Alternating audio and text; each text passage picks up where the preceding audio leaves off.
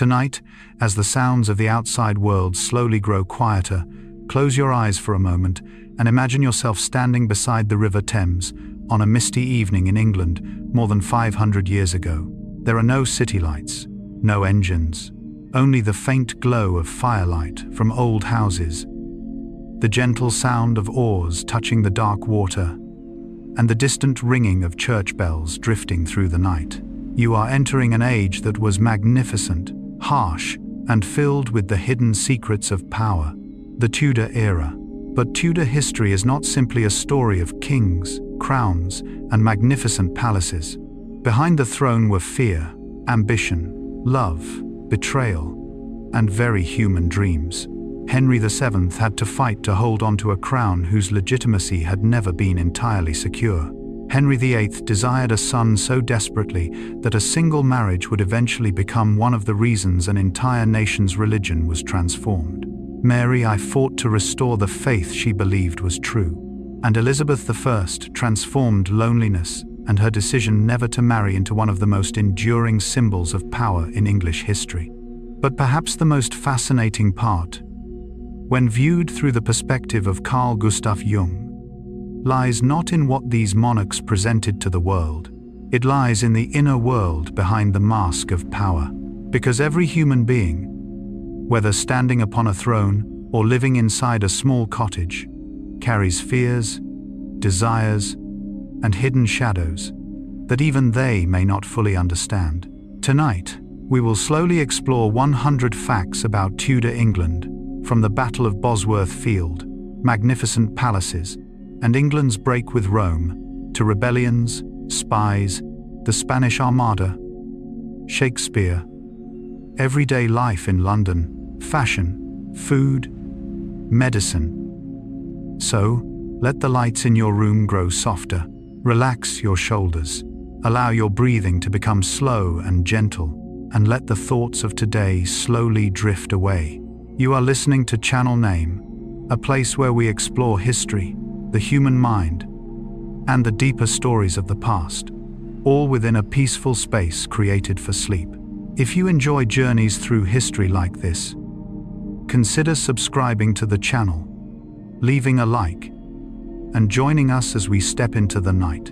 And now, close your eyes, take one slow breath, and let us travel back to England, to the year 1485, the birth of the Tudor dynasty. Let us begin this journey very slowly, not with the sound of battle trumpets, not with the thunder of horses racing across open fields, but with a summer afternoon in 1485, on a stretch of land in Leicestershire, where the history of England was about to turn an entirely new page. The place was called Bosworth Field. Today, looking back from a distance of more than 5 centuries, the battle may seem like nothing more than a single line in a history book. But for the people standing on that battlefield that day, it was not a chapter in a book. It was survival. It was fear. It was their final hope. It was a moment when the fate of an entire kingdom could change within only a few hours. On one side stood Richard III, the last king of the House of York. On the other stood Henry Tudor, a man whose claim to the throne was fragile, yet who carried an ambition greater than himself. The two men met in an England that had been divided for decades by the conflict known as the Wars of the Roses. The roses, one red, one white, but behind those beautiful symbols were noble families, shifting oaths of loyalty, political marriages, and wars that caused an entire generation to grow up surrounded by uncertainty. And then, Bosworth Field appeared like the final punctuation mark of an age. Richard III was killed in battle. Henry Tudor emerged victorious. A man whose path to the throne had never been certain now found himself standing at the highest seat of power in England. But perhaps the most fascinating thing about Henry Tudor was not that he had won. It was that he understood what he needed to do after victory. Because victory on a battlefield could give a man a crown, but it could not guarantee that he would keep it. Henry Tudor understood this very well. His claim to the throne was not especially strong by the conventional standards of hereditary monarchy. His bloodline was connected to the House of Lancaster, but his path to the crown was complicated and contested. He was not the obvious heir waiting patiently inside a royal palace. He had to seize the throne, and then he had to convince an entire country that he deserved to keep it. This is where the Tudor story becomes something deeper than a story of politics. Because through the lens of Carl Gustav Jung, human beings do not fight only for things that exist outside themselves. We also struggle with insecurities buried deep within. Power can conceal fear. A crown can conceal uncertainty. A powerful public image is sometimes built precisely because, somewhere inside, there is a fear of being rejected. Henry VII may have understood this in a very practical way. He could not simply say, "I have won, therefore, I am king." He needed to build a larger story, a story in which his victory represented the end of chaos, a story in which the new dynasty represented peace, a story in which those who had once fought against one another could finally imagine themselves as belonging to the same kingdom. And one of his most important steps was his marriage to Elizabeth of York. Try to imagine what that marriage meant. Elizabeth was the daughter of Edward IV, a member of the House of York. Henry belonged to the House of Lancaster. The two were married. Two families that had once stood against each other were now joined together. Two opposing symbols were placed side by side. The red rose of Lancaster, the white rose of York. And from that union came the famous image of the Tudor rose, a single rose representing both. A simpler symbol, yet one carrying an extraordinarily powerful political message. Red and white, Lancaster and York, two sides of a long war. Now, existing together within a single flower, perhaps this is also one of the most beautiful ways to understand how power works. People often remember symbols longer than they remember laws. A flower can tell a story that hundreds of pages may struggle to express. It told the people that the age of division was over, that what had once been opposed could now exist together, that the kingdom could begin again. But behind that symbol of reconciliation, Henry VII still faced a much more difficult task. He had to consolidate power. He kept a close watch on the nobility. He monitored those who might challenge his throne. He used laws and financial mechanisms to limit the excessive power of certain noble families. He also had to deal with pretenders and rebellions that threatened his position. In other words, Henry VII was not simply a king sitting upon a throne. He was a man trying to rebuild confidence in the throne itself. And perhaps this is what makes the Tudor story so deeply connected to human psychology. Because after a period of chaos, what people often desire most is not absolute freedom. It is stability, a feeling that tomorrow will not be entirely like yesterday, a feeling that what has been lost can be rebuilt, a feeling that the world, even after being broken apart, can still find a new shape. In the spirit of Jung's ideas, human beings often try to create order out of the opposites within themselves. We carry many different parts: light and darkness, reason and emotion, ambition and fear, the past and the future. A person truly begins to mature when they learn to face these opposing forces rather than pretending that one side does not exist. And perhaps this is exactly what Henry VII was doing. In his own historical and political way, he was not simply building a dynasty. He was trying to reconcile a divided kingdom. He was taking the wounds of the past and attempting to give them a new meaning. The red rose, the white rose, two memories of conflict, one symbol of unity, and somewhere beneath the politics, beneath the crown, and beneath the carefully constructed image of royal authority, there was something deeply human, the desire to believe that, after years of uncertainty, peace might finally be possible. Perhaps England, after the Wars of the Roses, was going through something very similar. A divided country had to learn how to live with the memory of war. The House of York could not simply disappear. The House of Lancaster could not pretend that the past had never existed. They needed a new symbol, a new story, a new identity, and the Tudor rose became part of that story. What is fascinating is that history is often written by the victors, But victory does not mean that every wound immediately disappears. After Bosworth, England still had people who were dissatisfied.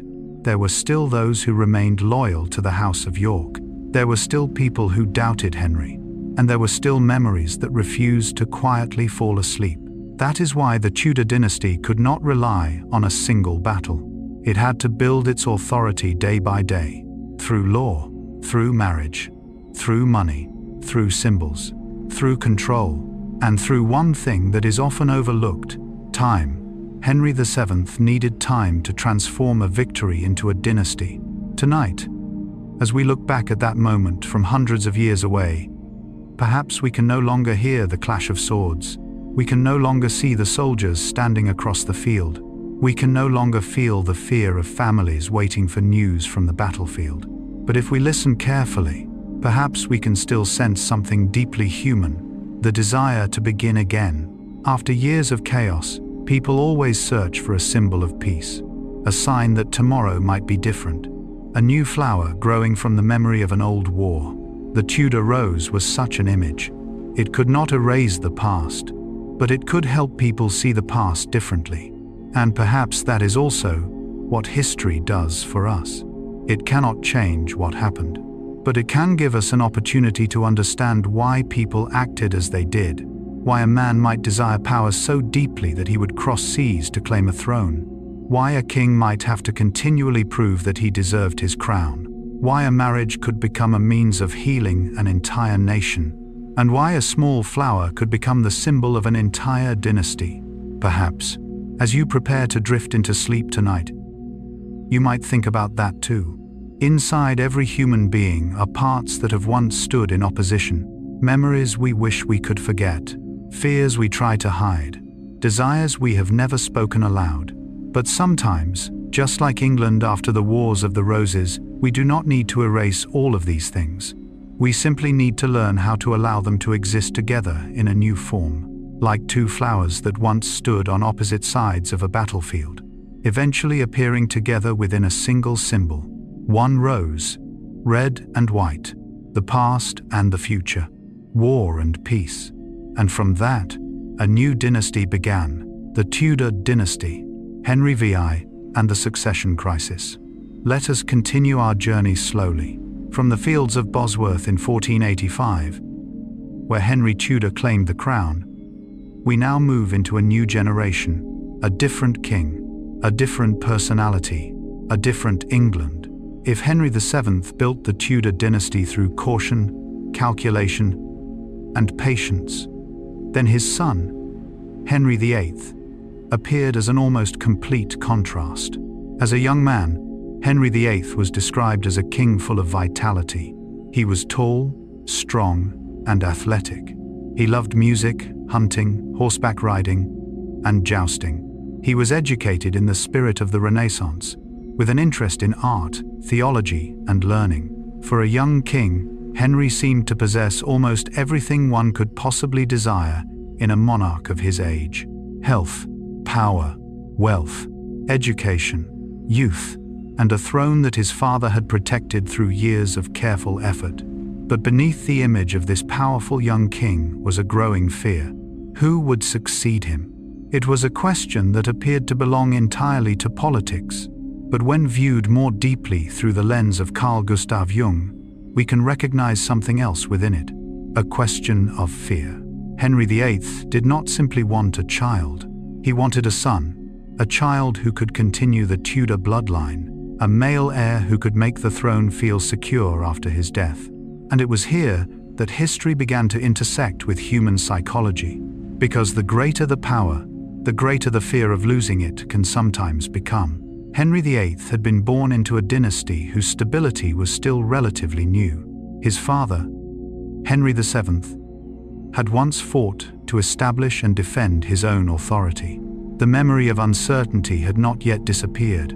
The Wars of the Roses were still within living memory, and Henry VIII understood, perhaps more deeply than anyone around him, that a throne could be inherited, but it could also be challenged. For Henry, a son was therefore more than a child. He was a promise that the Tudor dynasty would continue. a promise that England would remain stable, a promise that the uncertainty his father had fought so hard to overcome would not return. And perhaps, somewhere beneath the royal ceremonies, the magnificent palaces, and the confidence of a Renaissance prince, there was simply a human fear. What if everything I have inherited disappears with me? That question would eventually shape marriages, religion, politics, and the entire future of England.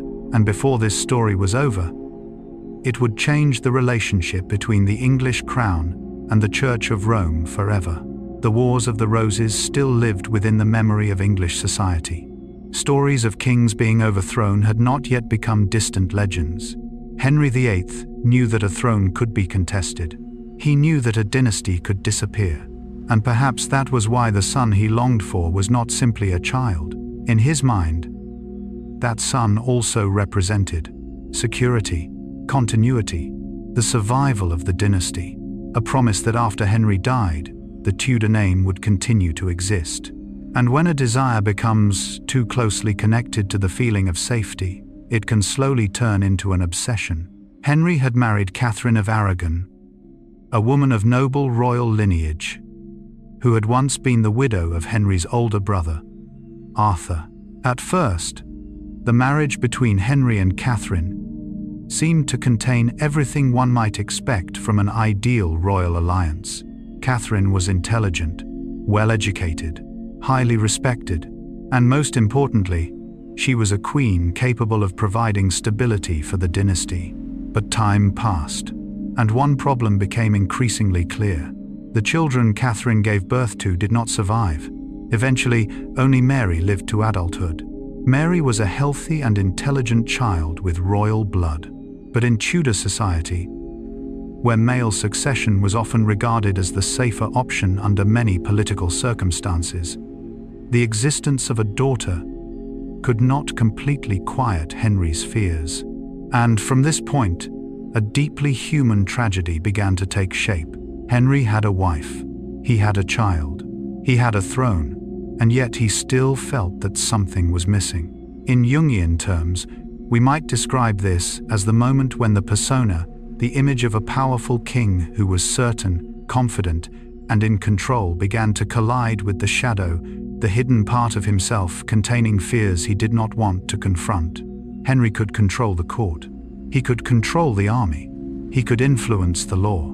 But he could not command a woman's body to produce a son. And here lies one of the deepest paradoxes of power. A person may possess almost everything and still remain powerless before some of the most fundamental forces of life. And when human beings cannot control something, they sometimes attempt to control everything around it. Henry began searching for another path. He wanted to end his marriage to Catherine and marry Anne Boleyn. But what initially appeared to be a private matter involving the king quickly became a national crisis. Because in the Tudor world, the marriage of a king was never simply a matter of romance. A royal marriage involved an heir, international alliances, religion, power, honor, and the future of an entire dynasty. Henry believed that his marriage to Catherine needed to end, but Catherine did not accept this easily. The Pope did not grant Henry the solution he wanted either. And from there, a question about marriage began to open into a much larger question. Who truly had the authority to decide the fate of the King of England? The king? The Pope? The Church? Or the laws of the kingdom itself? Henry may have begun the story with a deeply personal desire, but he had entered a conflict whose consequences were no longer personal. That is what makes the story of Henry VIII so extraordinary. A personal desire can become a force of history. One man's fear can reshape the structure of an entire nation. A marriage can lead to a religious crisis. And a man searching for security for his family's future can ultimately help shape the future of millions. This is also where Jung's perspective becomes particularly fascinating. Human beings often believe that they act entirely through reason, but sometimes our most important decisions are driven by forces lying much deeper than reason. The fear of loss, the need for recognition, the desire for control, the longing for immortality, and the wish to leave something behind after we are gone. Henry VIII wanted a son, but perhaps, at a deeper level, he wanted his dynasty never to end, because human beings must eventually confront a truth that even power cannot defeat. And that truth is death. A king can build palaces. He can own vast lands. He can shape laws. He can make thousands of people bow before him, but he must still die. And when confronted with that limit, human beings often search for another form of immortality. A name, a bloodline, a child, a monument, a legacy. Henry VIII may have seen his future son as part of that immortality. If he had a son to inherit the throne, Henry would continue to exist through that dynasty. His name would not end with his life. But the paradox is that this very fear of losing his legacy would help create enormous upheaval. His marriage to Catherine began to fracture. Anne Boleyn entered the story. The Pope became an opponent. Parliament became increasingly important. The authority of Rome in England was challenged, and England began moving toward a transformation that perhaps even Henry himself could not fully see at the beginning. It is a profound lesson in human psychology. Sometimes we begin a journey for a very small reason, but along the way, the journey itself changes us. Henry wanted an heir, but in the end, he helped create a religious revolution. He wanted to control the future, but his decisions produced consequences that no king could completely control. And perhaps, that is the paradox of power. The more desperately you try to control everything, the more you are forced to confront the things that lie beyond your control. Tonight, as we look back at Henry VIII, let us temporarily set aside the image of the king, famous for his 6 marriages. Let us first see him simply as a human being, a man who was once young, once strong, a man who loved music, who laughed, who dreamed about the future, and then, little by little, became consumed by something he believed could secure that future, a son. Perhaps the most important question is not whether we can judge Henry as right or wrong. Perhaps it is whether we can recognize something familiar within ourselves, because every human being has something they believe. If I could have this, I would finally feel safe. It might be money, a relationship, a career, a home, recognition, or the illusion of a future that can be completely controlled. But life has a gentle way of reminding us. Nothing is guaranteed absolutely, and sometimes the fear of losing what we love can cause us to lose the peace we already have in the present. Henry VIII could not see the entire future, neither can we, but history allows us to look backward from a great distance, and when we do, we see something remarkably strange. A king who once sought certainty for the future of his dynasty unknowingly opened the door to one of the greatest transformations in English history. That door would lead England toward a confrontation with Rome, a confrontation that would not only change the position of the Church, it would also change the way England understood power, religion, and the state. And from there, a new story would begin. The story of how the marriage of one king could shake an entire kingdom. But tonight, let that story slowly settle into silence. Because history is not only about what happened, history is also a mirror reflecting some of the deepest parts of the human heart: ambition, fear, love, insecurity, and the longing to live forever in the memories of others. Henry VIII may have been searching for a son to protect the future of his dynasty, but that very search would lead England toward a crossroads from which there would be no turning back. England breaks with Rome. Let us continue walking slowly through the long corridors of 16th century England. Outside the stone walls of the palace, life may have appeared almost unchanged. Farmers still worked the mist-covered fields. Boats continued to drift along the River Thames. Church bells still rang in the early morning, and prayers were still spoken in Latin, just as they had been for generations. But inside the court of Henry VIII, something enormous was beginning to change. At first, it seemed to begin with a very private question. Could the king end his marriage to Catherine of Aragon? But sometimes history does not change because of great questions from the beginning. Sometimes it changes because of one small question, a question that one person believes must have an answer. Henry VIII wanted his marriage to Catherine declared invalid. He sought approval from the Pope, but the political and religious circumstances of Europe made the matter extraordinarily difficult. Catherine was not simply Henry's wife. She was also a Spanish princess, and their marriage was connected to political interests far greater than the private lives of two people. In the end, what Henry wanted did not happen in the way he had hoped, and when one door closed, Henry began searching for another. That was when the story moved from the king's private chambers into the chambers of law, from a marriage to a struggle over power. Henry and his advisors, particularly Thomas Cromwell, gradually turned toward a political and legal solution. Parliament became a crucial instrument in the process. A series of laws were passed to restrict and ultimately end the Pope's jurisdiction in England.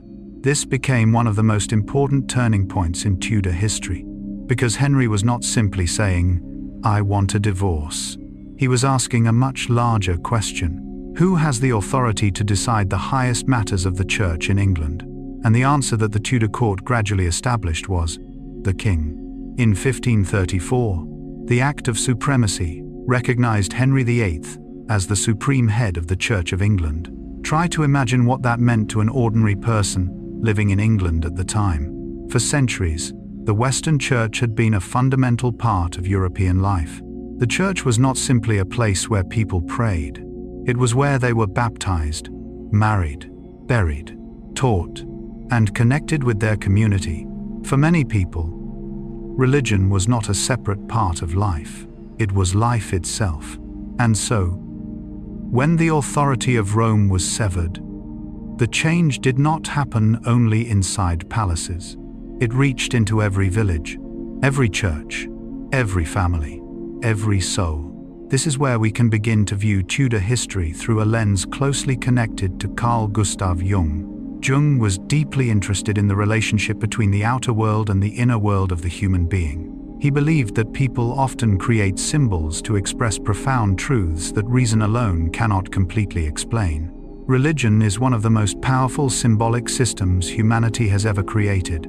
And so, when a nation changes its relationship with a religious center that had existed for centuries, what changes is not merely the law. Something deeper changes as well. The sense of order, the sense of identity, the understanding of what is right, the feeling of where one belongs. Perhaps that is why the break with Rome cannot be understood simply as a political decision made by Henry VIII. It was also a profound shift in the collective psychology of England. An old world was slowly disappearing. A new world was beginning to emerge. But great changes rarely happen in complete peace, because when a belief has existed for generations, people do not easily abandon it simply because a new law has been passed. Imagine an ordinary person living in a small village. Their parents had been buried in the churchyard. Their grandparents had worshipped in the same church. Religious festivals had shaped the calendar of the entire community. Statues of saints, sacred images, and ancient rituals had become part of their collective memory. And then, one day, those symbols began to change. The prayers changed. The rules began to change. People who had once been revered could suddenly be considered no longer acceptable. A world they had once believed to be permanent suddenly seemed fragile. This is where the psychology of human beings becomes so important. Jung once wrote in the Red Book, "The world hangs on a thin thread." And that is the psyche of man. The world hangs on a thin thread. And that thread is the human psyche. The words were not written about the English Reformation, but they give us a powerful way to reflect on the upheavals of the Tudor era.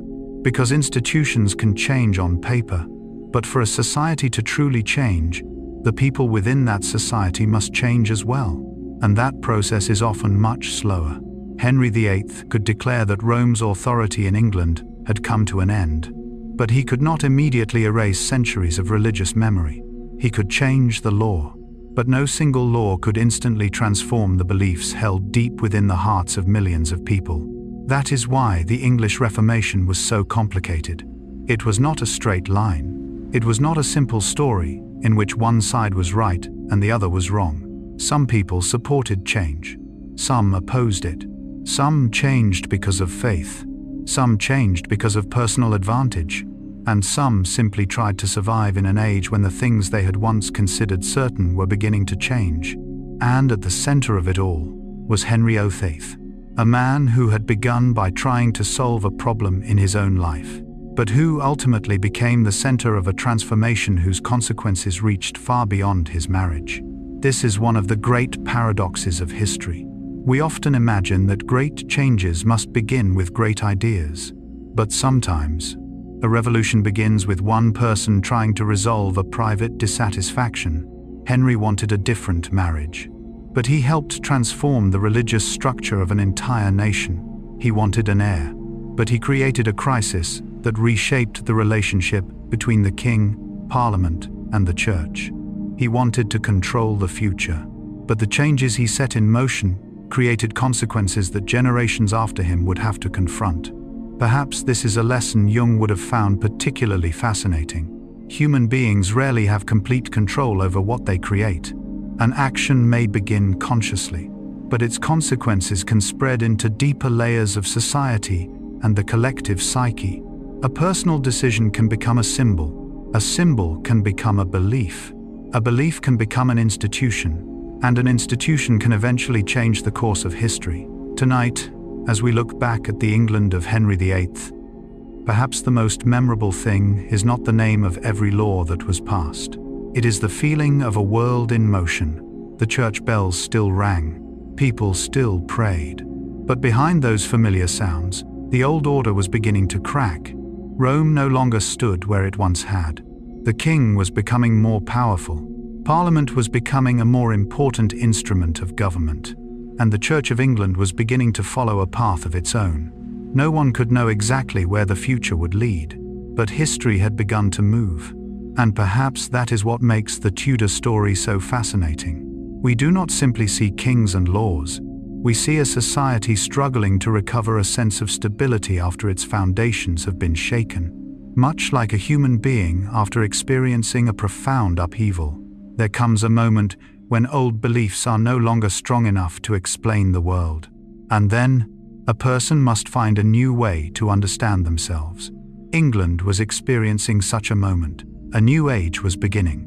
But to build that new world, the Tudors would first have to dismantle much of what belonged to the old one. And in the years that followed, the walls of monasteries would begin to tremble.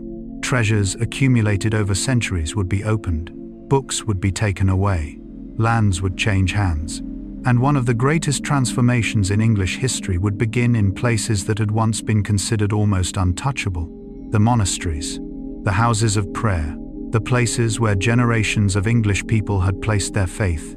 And as their doors slowly closed, one after another, England would move even deeper into the Tudor Revolution. Cromwell, Wolsey, and the people behind power.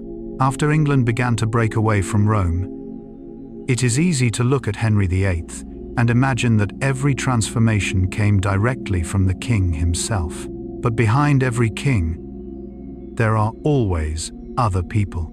People who write the letters, people who draft the laws, people who negotiate, people who gather information, people who turn the wishes of a monarch into commands capable of entering the daily life of an entire nation. And in the Tudor story, two names stand out in particular: Thomas Wolsey, and after him, Thomas Cromwell. Two men from different generations of power, yet both left behind a profound lesson about the rise and fall of human beings. Thomas Wolsey was born into a family far removed from the highest levels of the nobility. His father is often described as a butcher in Ipswich. Yet from this relatively humble beginning, Wolsey gradually rose through education, ability, and extraordinary political skill. He became a clergyman, then one of the closest advisors to Henry VIII, and eventually he reached a position that few people without royal blood could ever have imagined. Wolsey became a cardinal, Lord Chancellor, and one of the most influential figures in the government. To many people, he seemed almost like the man standing directly behind the throne. There is something deeply fascinating about this. Wolsey was not born into power. He built power, step by step, relationship by relationship, decision by decision, each time proving his usefulness to the king. It was the kind of journey that many people in society could look upon and think, if I am talented enough, perhaps I can rise too. But Tudor England would quickly reveal a colder truth.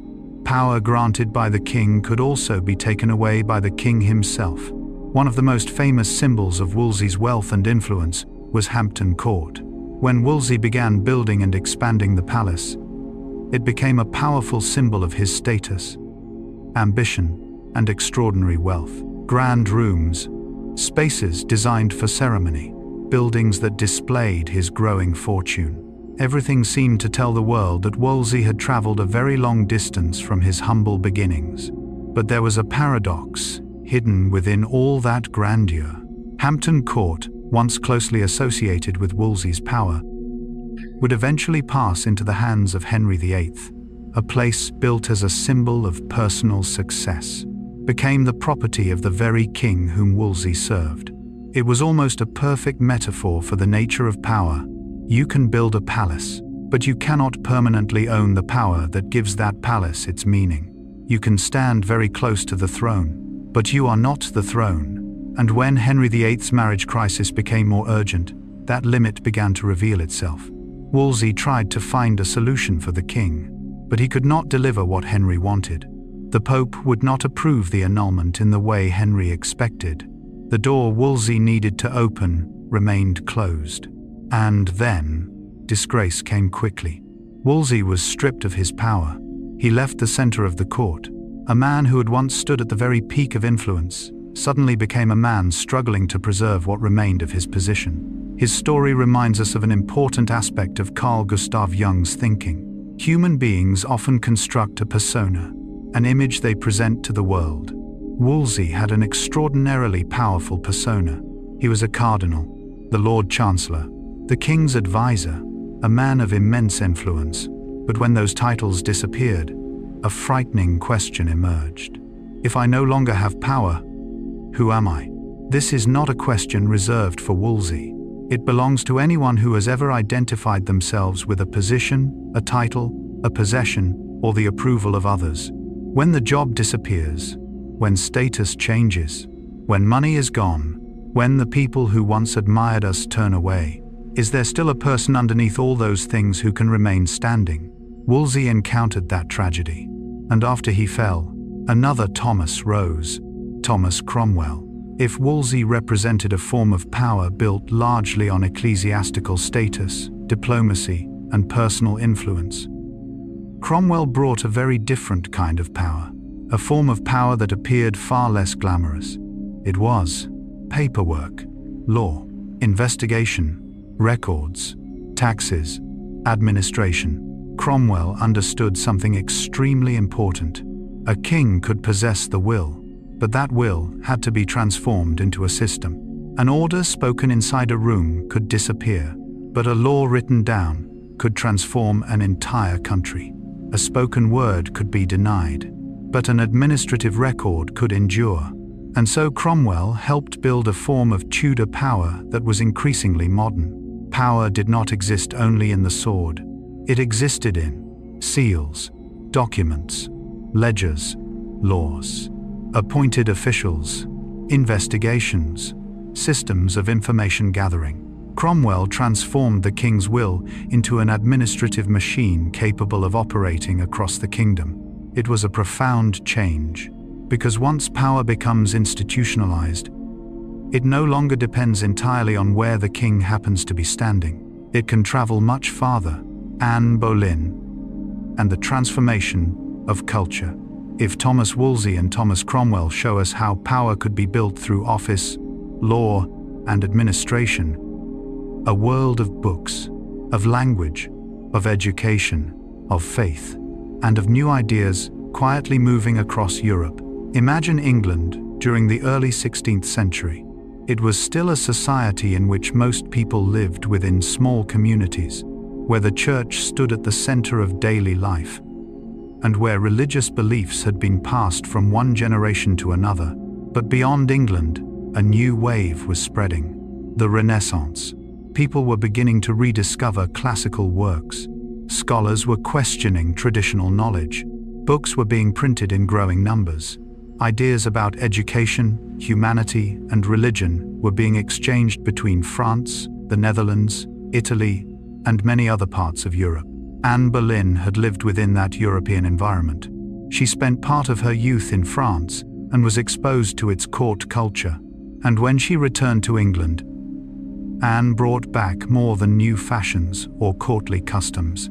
She carried with her a different intellectual world, a world in which books mattered, knowledge possessed power, and faith could be examined, read, and debated in new ways. This can be seen in the books associated with Anne herself. The British Library preserves a Book of Hours, once known as Anne Boleyn's Book of Hours, a manuscript that reflects her connection to book culture and personal devotion. Even more significantly, another manuscript held by the British Library records a translation of works by Jacques Lefebvre d'Étaples, produced by George Boleyn for his sister Anne. The material relates directly to Christian gospel readings and epistles. These details give us a different image of Anne, not simply the woman who caused Henry VIII to seek a different marriage, not simply the queen whose life ended in tragedy, but a woman living during an age when knowledge was gradually becoming another form of power.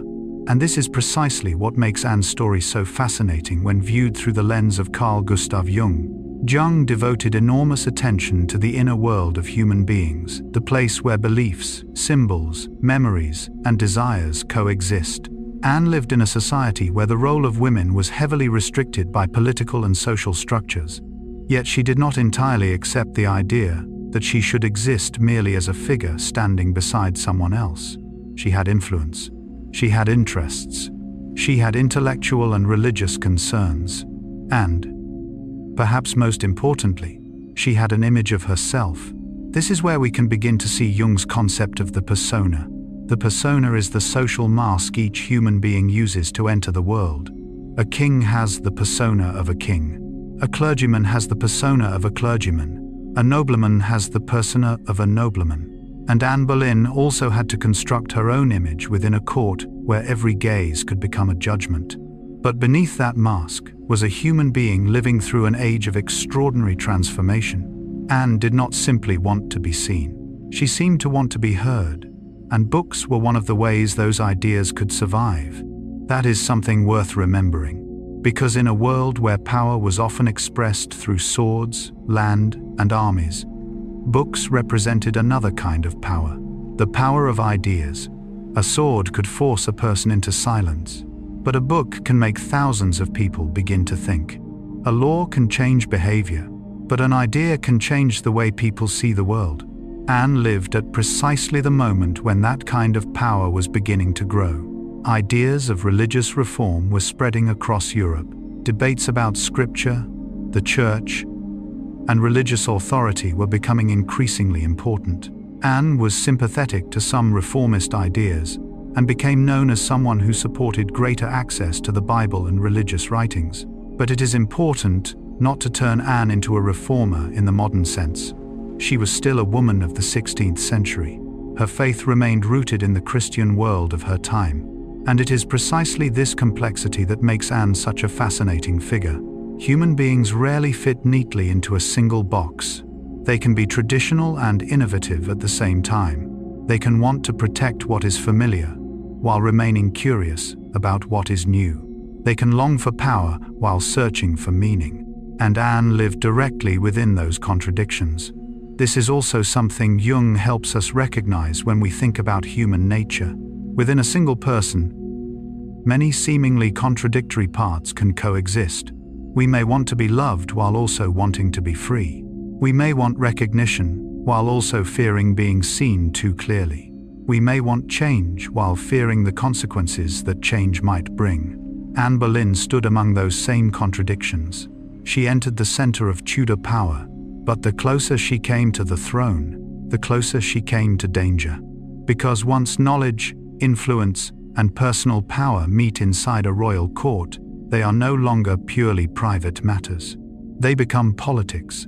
The marriage of Henry VIII and Anne Boleyn is the clearest example. At first, Henry wanted Anne. Anne did not want to remain a secret mistress indefinitely. And so their relationship gradually became a struggle over marriage, status, and power. But when Henry sought to marry Anne, the question returned to the issue we encountered earlier. What authority belonged to the Pope? What authority belonged to the King? What could Parliament do? And where would the Church of England stand? And then, a relationship between two human beings began creating consequences far beyond the two of them. This is the greatest paradox of Anne Boleyn's story. Perhaps Henry VIII wanted Anne because of love, desire, ambition, and his longing for an heir. Perhaps Anne also saw in the marriage an opportunity to become queen and bring the ideas she cared about closer to the center of power. But history is not shaped only by people's original intentions. It is shaped by what happens afterward, by the consequences that follow. When Henry and Anne finally married, England was no longer where it had once been. The marital crisis had helped accelerate the break with Rome, and that break opened the way for much broader religious changes. But what is remarkable is that these changes did not remain inside the palace.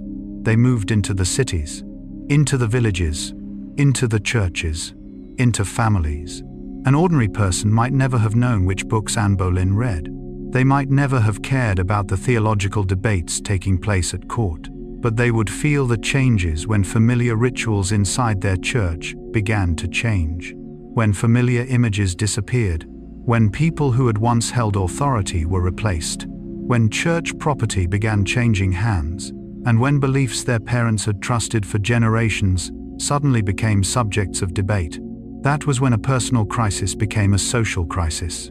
And perhaps this is one of the lessons history can teach us. What happens inside a powerful family sometimes no longer belongs to that family alone. When power becomes great enough, private life can become politics. Love can become diplomacy. Marriage can become constitutional change. And personal belief can become law. Anne Boleyn stood directly at the center of all of this. A woman who loved books and knowledge. A woman who entered the world of power. A woman who influenced the most powerful king in England. And at the same time, a woman living within a system where ultimate authority still rested in the hands of the king. It was a position that was both extraordinary and fragile. Perhaps that is why Anne's story makes it difficult to see her simply as a villain or as an ambitious woman. She was a product of her age. But she also helped change that age. She walked through a door that had already begun to open, but her presence helped push that door even wider. And if we look slowly enough, perhaps Anne Boleyn leaves us with an even deeper lesson about knowledge. A person may have no army, no throne, no authority to sign a law, but if that person carries an idea, that idea can travel farther than they ever could. Anne did not live long enough to witness all the changes that the Tudor era would create, but the books, ideas, and debates that she cared about became part of a world that was already changing. Tonight, as you lie still and listen to this story, try to imagine a small room in 16th century England. A candle is burning. An open book rests nearby. Outside the window, London is sinking into darkness. A woman sits quietly, reading each line. No sound of battle, no thunder of horses' hooves, no muskets, only the small light of a candle, and the ideas moving through the mind of one human being. But sometimes, a small candle is enough to begin a great change. Anne Boleyn may have entered history because of her marriage to Henry VIII, but if we look more deeply, she also represented something else. A moment when knowledge, culture, and questions of faith began to move beyond the private rooms of scholars and closer to the center of political power. And when power begins to change, places that once seemed untouchable are no longer safe. Monasteries that had existed for generations, stone walls, libraries, lands, treasures accumulated over centuries. All of them would soon become part of one of the greatest transformations of the Tudor age. A transformation that would change England not only in matters of religion, but also in property, economics, architecture, and the landscape of the country. And in the darkness of tonight, we will slowly approach those ancient doors, the doors of the monasteries, places where prayers had echoed for hundreds of years. The dissolution of the monasteries. Let us walk slowly through an English morning in the 16th century. Mist still hangs over the fields. The dirt roads remain wet after a long night. In the distance, the stone walls of a monastery rise from the green countryside. Perhaps bells once echoed there. Perhaps the monks had risen before dawn, walked through cold corridors, opened ancient books, and begun each day with prayer. For generations, places like these had been an ordinary part of English life. But then, one day, the bells fell silent. The doors were closed. The people who had lived there were forced to leave. And a world that had once seemed permanent began to disappear. This was the story of the dissolution of the monasteries under Henry VIII. From a distance, it might appear to have been simply a financial and religious policy. But if we step closer, we begin to see that it was one of the deepest transformations Tudor England would ever experience. Because monasteries were not simply stone buildings, they were centers of religious life, places of prayer, places of learning, places where books were preserved, places where the poor could receive assistance, places where generations of families had entrusted memories of their ancestors, their faith, and their communities. For centuries, monasteries and convents had accumulated land, property, and sources of income. Some religious houses were extraordinarily wealthy. Vast estates were administered by religious institutions. There were granaries, liturgical objects, libraries, buildings constructed and expanded across generations. And when Henry VIII decided to dissolve the monasteries, all of these things became part of a vast transformation. At first, the government began investigating religious houses. Commissioners were sent throughout the country to inspect them. They recorded property, income, and the condition of the monasteries. Those reports then became part of the process through which more and more religious houses were closed. But what is worth reflecting on is this. A revolution often begins with very ordinary things: paperwork, lists, seals, signatures, numbers written in account books. How many acres of land does a monastery possess? How many monks live there? How much income does it receive? What possessions does it own? Questions that seem dry and administrative could ultimately determine the fate of an entire community. This was precisely the kind of power that Thomas Cromwell and the Tudor administrative system were developing. Power does not always arrive with the sound of a sword being drawn. Sometimes it appears as a person sitting at a desk, writing a single line on a sheet of paper. And from that line, a door can close forever. As the monasteries were dissolved, their property was transferred to the crown and then distributed, sold, or granted to others. A significant amount of land passed into the hands of nobles and new landowners, producing lasting changes in the pattern of land ownership across England. The people who had lived in the monasteries had to leave the places they had called home. Those who had once prayed there had to find other places to worship.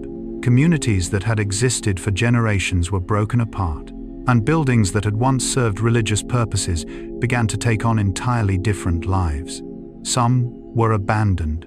Some were dismantled for their stone. Some were converted into private homes.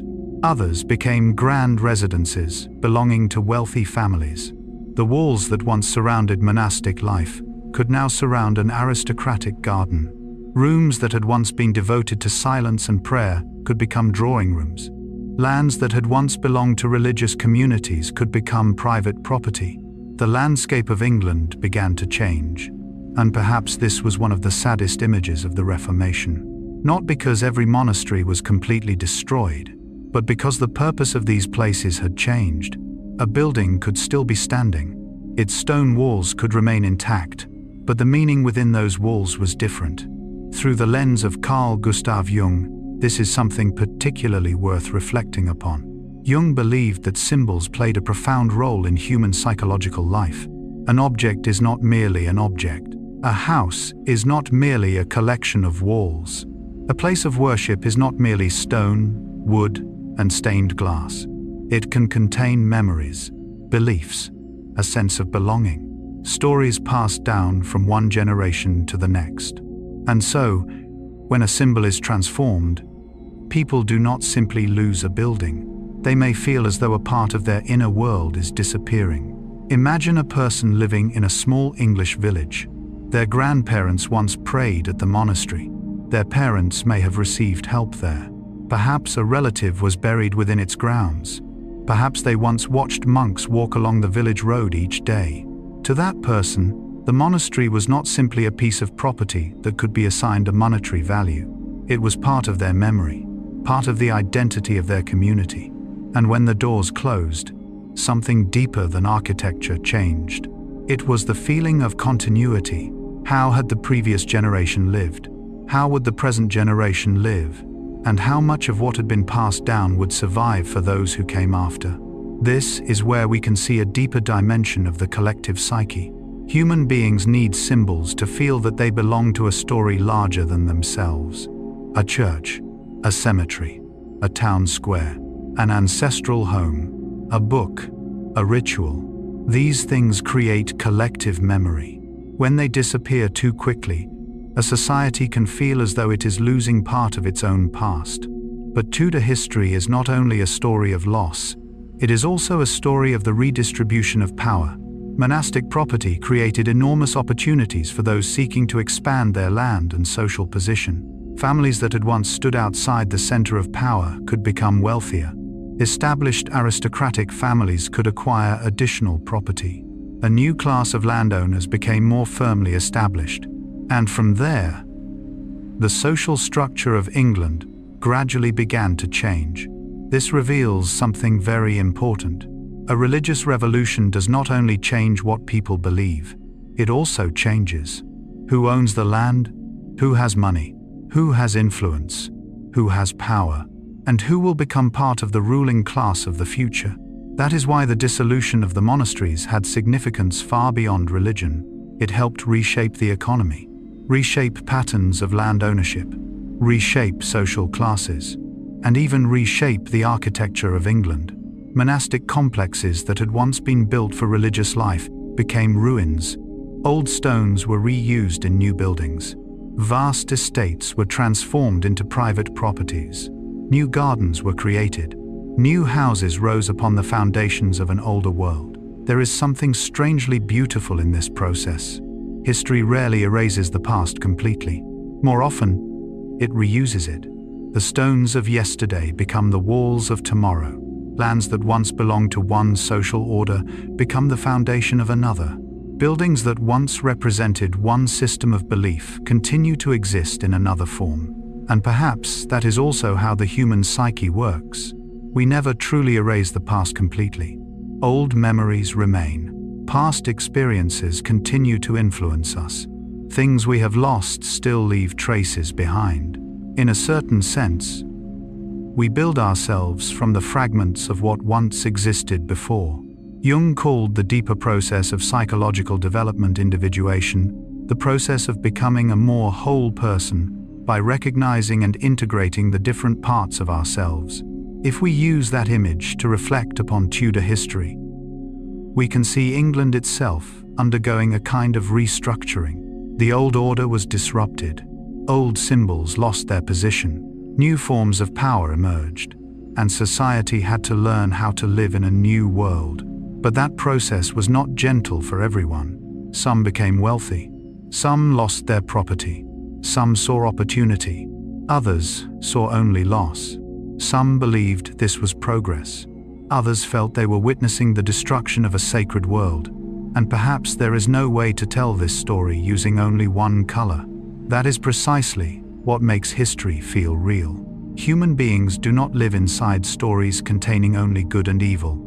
They live among choices, among competing interests, among beliefs, among fears, among hopes, and sometimes among changes they cannot control. Tonight, imagine yourself standing before an old monastery. There are no bells anymore, no steady footsteps moving along the corridors, only the sound of wind passing through ancient stone windows. Part of the roof has disappeared. Grass grows between the stones, yet the place is still standing, like a memory, like a reminder that history never truly disappears. It only changes its form. Perhaps a wealthy family once lived in these rooms. Perhaps the old stones became part of a new house. Perhaps a garden grew where the monastery courtyard once stood. But if you listen carefully, you may still imagine the bells of centuries ago. Not because they are truly ringing, but because human memory has a strange way of preserving what time has taken away. And perhaps that is the deepest lesson the story of the Tudor monasteries can offer us. Everything we build can change. Buildings, institutions, dynasties, symbols, even beliefs we once thought would last forever. But change does not necessarily mean that everything disappears. Sometimes, one thing must end so that something else can begin. Old monasteries become new estates. Old lands create new fortunes. Old stones build new walls. And a new England gradually takes shape from the fragments of the England that came before it. But that change also raised a more difficult question. If a king could change the religion of an entire nation, what happened when ordinary people disagreed? If things once considered sacred were taken away, could silence really last forever?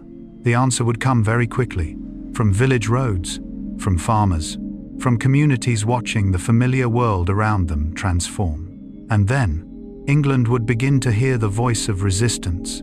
A pilgrimage would become one of the largest movements of opposition during the reign of Henry VIII. Its name was the Pilgrimage of Grace, religious and social resistance. After the doors of the monasteries began closing one after another, England did not immediately become peaceful. Quite the opposite. In many places, a sense of unease began to spread. The changes that the royal government viewed as necessary reforms were experienced very differently in distant villages. For ordinary people, religion was not a policy written on paper. It was the sound of church bells waking them each morning. It was the holy days celebrated from one generation to the next. It was the rituals that marked the birth of a child, the marriage of a couple, or the death of a loved one. So when these things began changing too quickly, people did not simply feel that a religious system was being transformed. They felt their familiar world was being taken away. And from that feeling, in 1536, the Pilgrimage of Grace began. Imagine northern England toward the end of that year. The quiet country roads began filling with groups of people, farmers, craftsmen, local residents, some members of the gentry. They carried banners, religious symbols, and petitions addressed to the king. What is particularly interesting is that this movement was not simply a rebellion against Henry VIII in the conventional sense. Many participants still declared their loyalty to the king. They did not necessarily want to overthrow Henry. What they opposed were the changes they believed were damaging their faith, their communities, and the social order they had known. It was a deeply human paradox. You can remain loyal to a leader while still opposing what that leader is doing. You can love your country while believing that its government is taking the wrong path. You can want to preserve order and still feel compelled to resist in order to protect what you believe is right. And this complexity is what makes the Pilgrimage of Grace so worth reflecting upon. Through the lens of Carl Gustav Jung, we can see something deeper beneath the political slogans. It is collective memory. Human beings do not live only through what is happening in the present. They live through what has been passed down to them. A ritual repeated for hundreds of years can become part of a person's identity. A church can become a place that holds the memories of an entire community. A holy day is not merely a date on a calendar. It can carry memories of parents, of grandparents, of generations who lived before us. And so, when a new policy demands that people abandon those things, their reaction may not come from reason alone. It can come from the feeling that a part of their past is being denied. Jung was deeply interested in the images and symbols buried within the human psyche. For a Tudor villager, a religious symbol was not merely decoration on a wall, it could represent an entire spiritual world. And when that symbol disappeared, the sense of loss could be far greater than the material value of the object itself. This is why the dissolution of the monasteries provoked such powerful reactions. From London, a monastery could be viewed as property, but to a local resident, it might be the place where their family had prayed for generations. A statue might be viewed by the royal government as a religious object that was no longer appropriate. But to an ordinary person, it could be an image they had seen since childhood. When those symbols changed, part of the community's memory was shaken as well. The Pilgrimage of Grace, therefore, was not only a story about religion, it was a story about belonging. Human beings need to feel that they are living within a world that has meaning. When that meaning changes too quickly, the mind often searches for a way to resist, sometimes through silence, sometimes through complaint, and sometimes by gathering into a crowd. But the Pilgrimage of Grace did not last forever. The movement ultimately failed, and its participants faced serious consequences.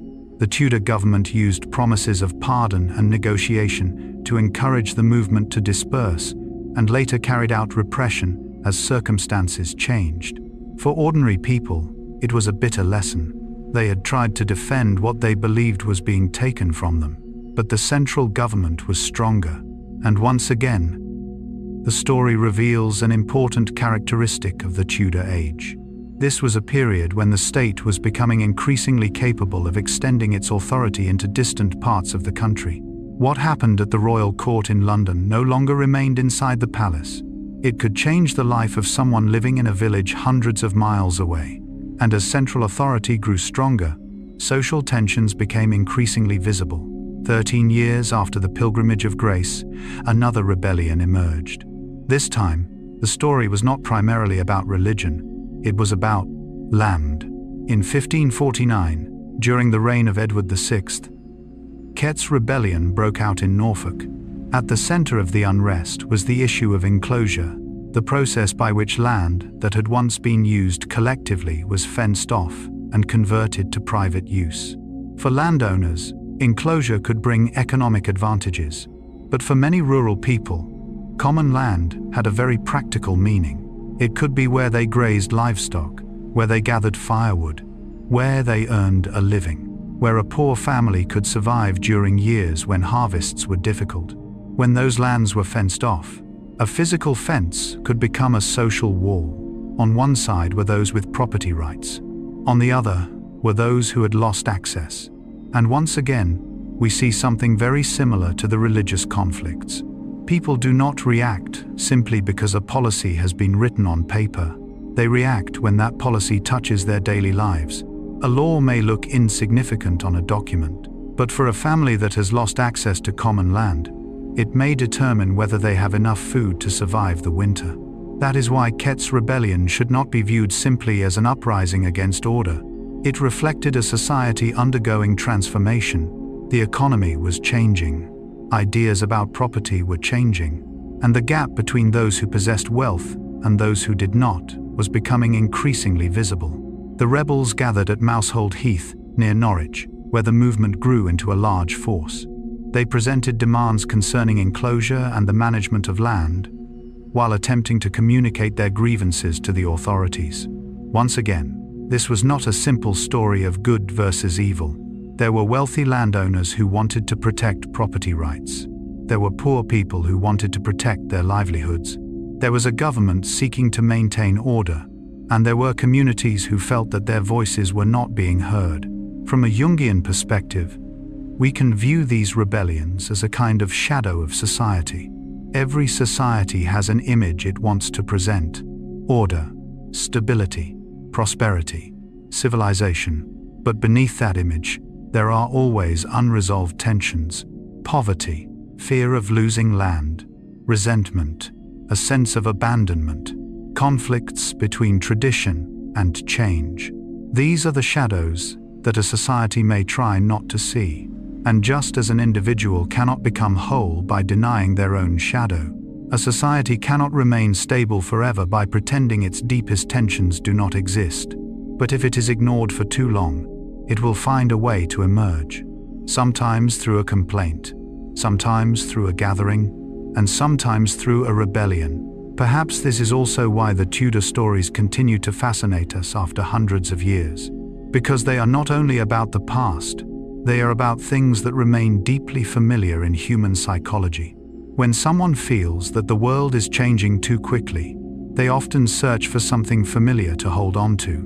When they feel that their voice is not being heard, they look for others who share the same grievances. When old values are challenged, they may become more determined to defend them. And when the distance between those who hold power and those who do not becomes too great, tension gradually builds. But history also reminds us that resistance does not always succeed. The Pilgrimage of Grace failed. Kett's rebellion was also suppressed. Those who rose up ultimately faced the power of the state. Yet failure does not mean that they left no mark, because a rebellion tells us something about the society that created it. It tells us where people were hurting, where they were being neglected, where there was a gap between government policy and everyday life. And perhaps this is one of the best ways to read history. Not simply by asking, who won, but also by asking, who was afraid, who suffered loss, who felt invisible, and what made them step out of ordinary life and resist together. Tonight, as you lie still and listen to this story, try to imagine the country roads of Tudor England, a farmer returning home after a long day, a small house with a faint fire glowing inside, a church at the edge of the village, fields that had once been shared by the community, and far away, a palace where kings and advisors made decisions capable of changing everything. Those two worlds might seem very far apart, but Tudor history shows us that they were actually connected by countless invisible threads. A decision made inside a palace could create resentment in a village. A change inside a church could touch the memories of an entire family. A newly built fence could transform the lives of a whole community. That is how history works. Not always through great explosions of sound. Sometimes, it begins with a very small change in the life of an ordinary person. And if we are willing to listen to those small changes, we can begin to understand why an entire society can eventually be shaken. Tudor England was entering a new era. The king had become more powerful. The church had changed. Property had changed hands. But the crown still faced an old question. Who would succeed the king? Henry VIII had finally obtained what he had desired for so long, a son. But the boy was still very young. And when Henry died, England would pass into the hands of a king who was only 9 years old. A child would sit upon the throne. A country undergoing religious transformation, a court filled with ambition, and behind it all, the question of who was truly governing England when the king was too young to rule for himself. The answer would lead us to Edward VI, and to a young girl who would have only 9 days to become queen.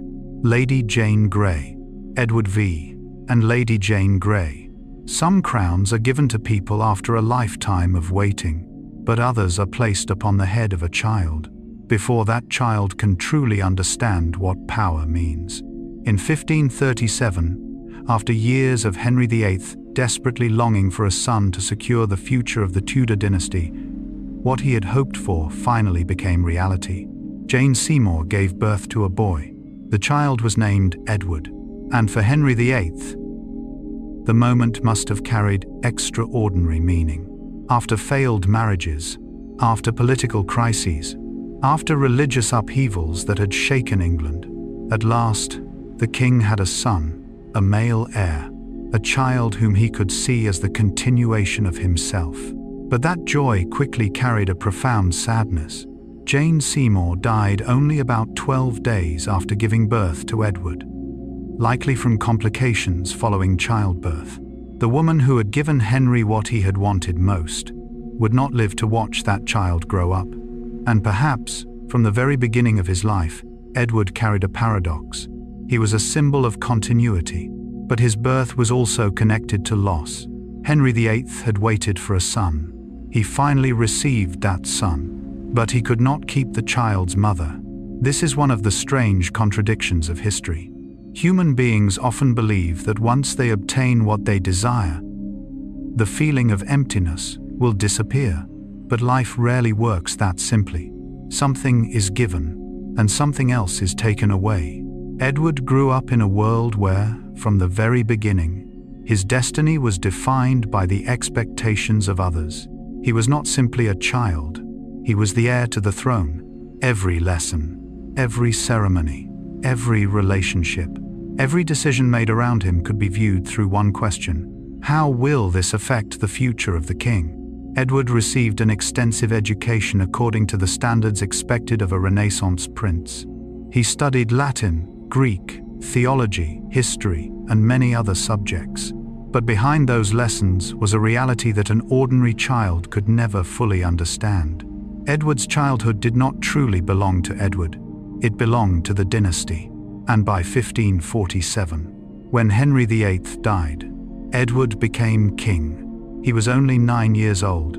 Try to imagine that. A child waking in the morning and discovering that the entire kingdom now carries his name. People bow when he enters a room. Officials speak about his future. Nobles compete for access to him. Religious factions watch his education closely. Every decision surrounding the child has consequences far beyond childhood.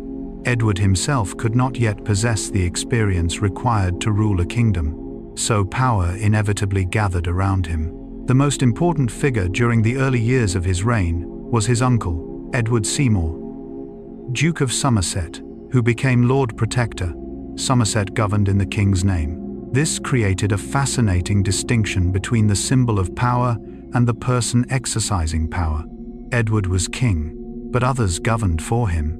And this is where the Tudor story once again becomes deeply psychological. A crown can give someone an identity before they are old enough to understand who they are. Imagine growing up knowing that everyone around you has a reason to behave differently because of who you are. Some people respect you, some fear you, some flatter you, some want something from you, and some may see you not as a child, but as an opportunity. How would such an environment shape the mind? Jung might have asked us to look beneath the royal persona. Edward had the persona of a king. But beneath that public image was still a young human being trying to understand himself. The crown represented authority, the child represented vulnerability, and the tension between those two identities would follow Edward throughout his short life. During his reign, England moved further toward Protestant reform. Religious changes that had begun under Henry VIII continued and became more pronounced. The Book of Common Prayer, associated with Archbishop Thomas Cranmer, was introduced in 1549 and revised in 1552. Church services increasingly moved away from traditional Catholic practices. Images were removed from churches.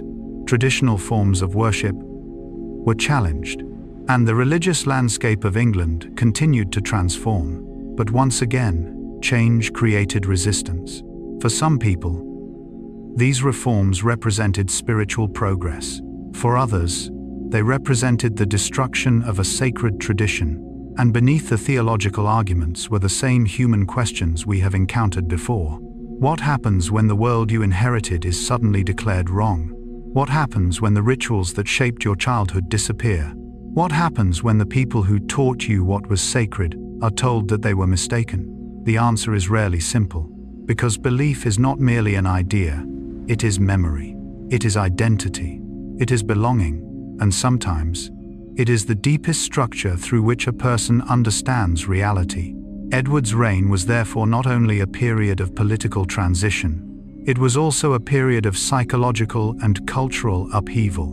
And while the young king remained at the center of this transformation, another young person was being drawn toward the edge of the Tudor story. Her name was Lady Jane Grey. She was highly educated, deeply influenced by Protestant thought, and connected by family ties to the Tudor succession. But she did not grow up expecting to become queen. Her place in history was shaped by the ambitions and calculations of powerful adults around her. and as Edward's health began to deteriorate, the question of succession became urgent once again. Edward had no surviving children. His Catholic half-sister Mary was the next heir under the succession arrangements established by Henry VIII, but the Protestant leadership surrounding Edward feared what would happen if Mary became queen. They feared a reversal of the religious reforms of Edward's reign. So, an extraordinary plan began to take shape. The crown would pass not to Mary, but to Lady Jane Grey, a young woman who had never expected to rule England, a girl who would soon discover that a crown can be both a privilege and a burden. When Edward VI died in July 1553, Jane was proclaimed queen. She was about 15 years old. Her reign lasted only 9 days. 9 days between being a young noblewoman and becoming one of the most tragic figures in English royal history. The country did not simply accept the decision. Mary Tudor gathered support. Her claim had popular and legal strength, and as support for Mary grew, Jane's position collapsed.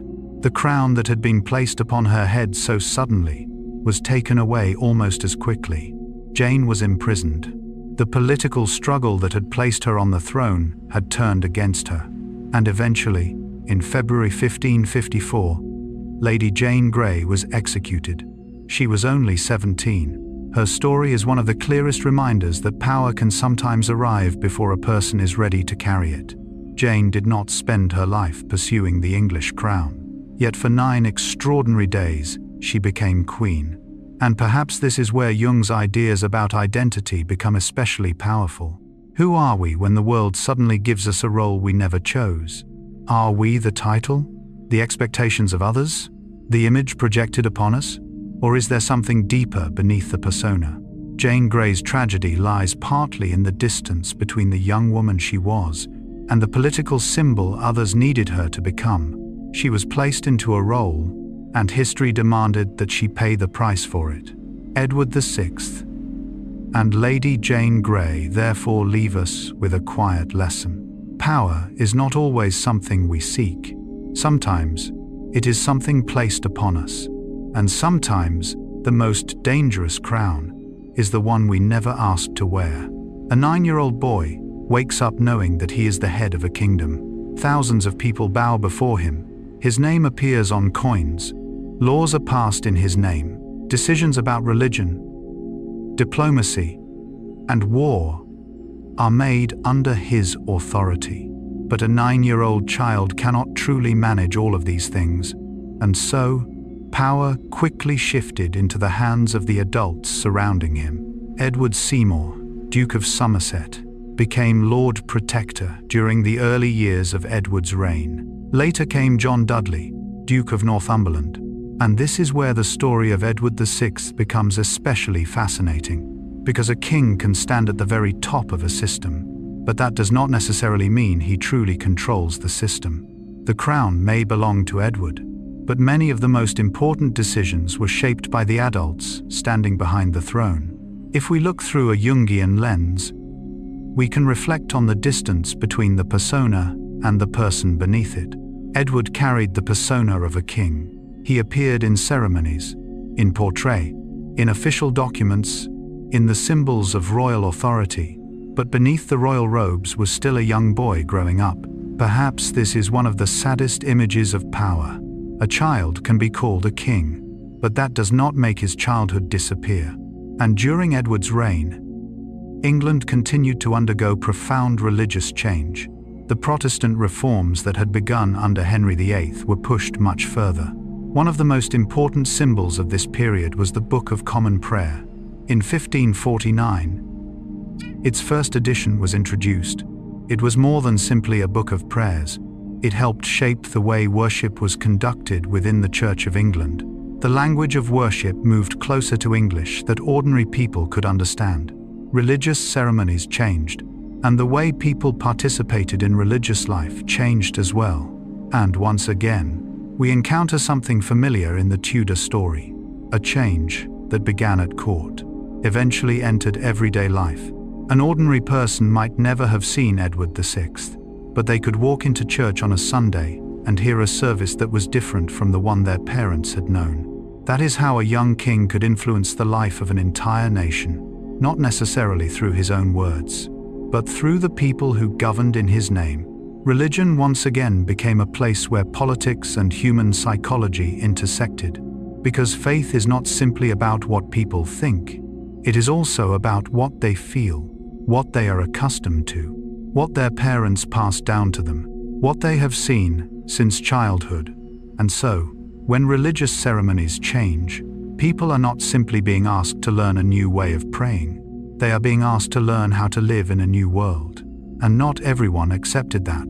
The changes under Edward deepened the religious divisions that already existed in England. But while the country was still struggling to determine which path it would follow, Edward's health began to deteriorate. The boy who had once been seen as the future of the Tudor dynasty was now a seriously ill teenager. And once again, the question of succession returned. Henry VIII had spent much of his life worrying about who would succeed him. Now, the very son in whom he had placed so much hope was facing death at a tragically young age. Edward had no children, and if he died, who would rule England? Under the succession arrangements established by Henry VIII, Mary Tudor stood next in line, followed by Elizabeth, but those who held power under Edward had their own concerns. Mary was Catholic. If Mary became queen, the Protestant reforms might be reversed. And from this point, a dangerous plan began to take shape. A young woman was placed at the center of the crisis. Her name was Lady Jane Grey. Jane was not a woman waiting in a palace, certain that one day she would become queen. She was a highly educated young noblewoman who had grown up in an aristocratic family and had connections to the Tudor line of succession. But she was not the natural choice in the eyes of most of the people of England. When Edward died on the 6th of July, 1553, Jane was proclaimed queen, and the strangest chapter began. A young girl, a crown, a throne, and a kingdom that did not entirely stand behind her. Jane was placed upon the throne in an attempt to preserve the Protestant direction of the dynasty, but Mary Tudor refused to accept being pushed aside in the succession. Mary quickly gathered support, and what is remarkable is that Mary's strength did not come only from her royal blood. It came from the fact that many people regarded her as the legitimate heir. As support for Mary continued to grow, Jane's position began to collapse. In the end, Jane was queen for only about 9 days. From the moment she was proclaimed to the moment Mary regained control, 9 days. Far too short to govern a country. Far too short to establish a policy. Far too short for a person to fully understand that she had suddenly stepped into history. And perhaps that is one of the saddest stories of the Tudor age. Jane Grey was not a woman who had spent her entire life seeking the throne. She was swept into a struggle much larger than herself. A struggle between Catholicism and Protestantism, between rival factions at court, between competing interpretations of royal succession, between the ambitions of those standing behind her and the life of a young woman. Through a Jungian perspective, we might see Jane as an image of an imposed persona. Society had placed a role upon her, queen, but that role did not necessarily reflect what she truly wanted. She became the symbol of a faction, a symbol that other people needed, and when that symbol was no longer useful, it could be discarded. This is a profound lesson about the way human beings can sometimes be turned into images rather than recognized as individuals. A person can become an heir, an opponent, a Catholic, a Protestant, a queen, a traitor, but behind every label is still a human being with fears, memories, and desires of their own. Mary eventually reclaimed the throne, and England changed direction once again. Edward had represented a Protestant future that was being pushed forward with increasing force. Jane became the brief symbol of an attempt to preserve that future. Mary then took the throne with a determination to restore Catholicism. Within a remarkably short period of time, England had moved through several different possible futures, and this reveals something important about Tudor history. History is not always a straight flowing river. Sometimes it is more like a road disappearing into the mist, turning left, then turning back, then moving in another direction. Each monarch leaves a mark, but no one completely controls what happens after they leave the stage.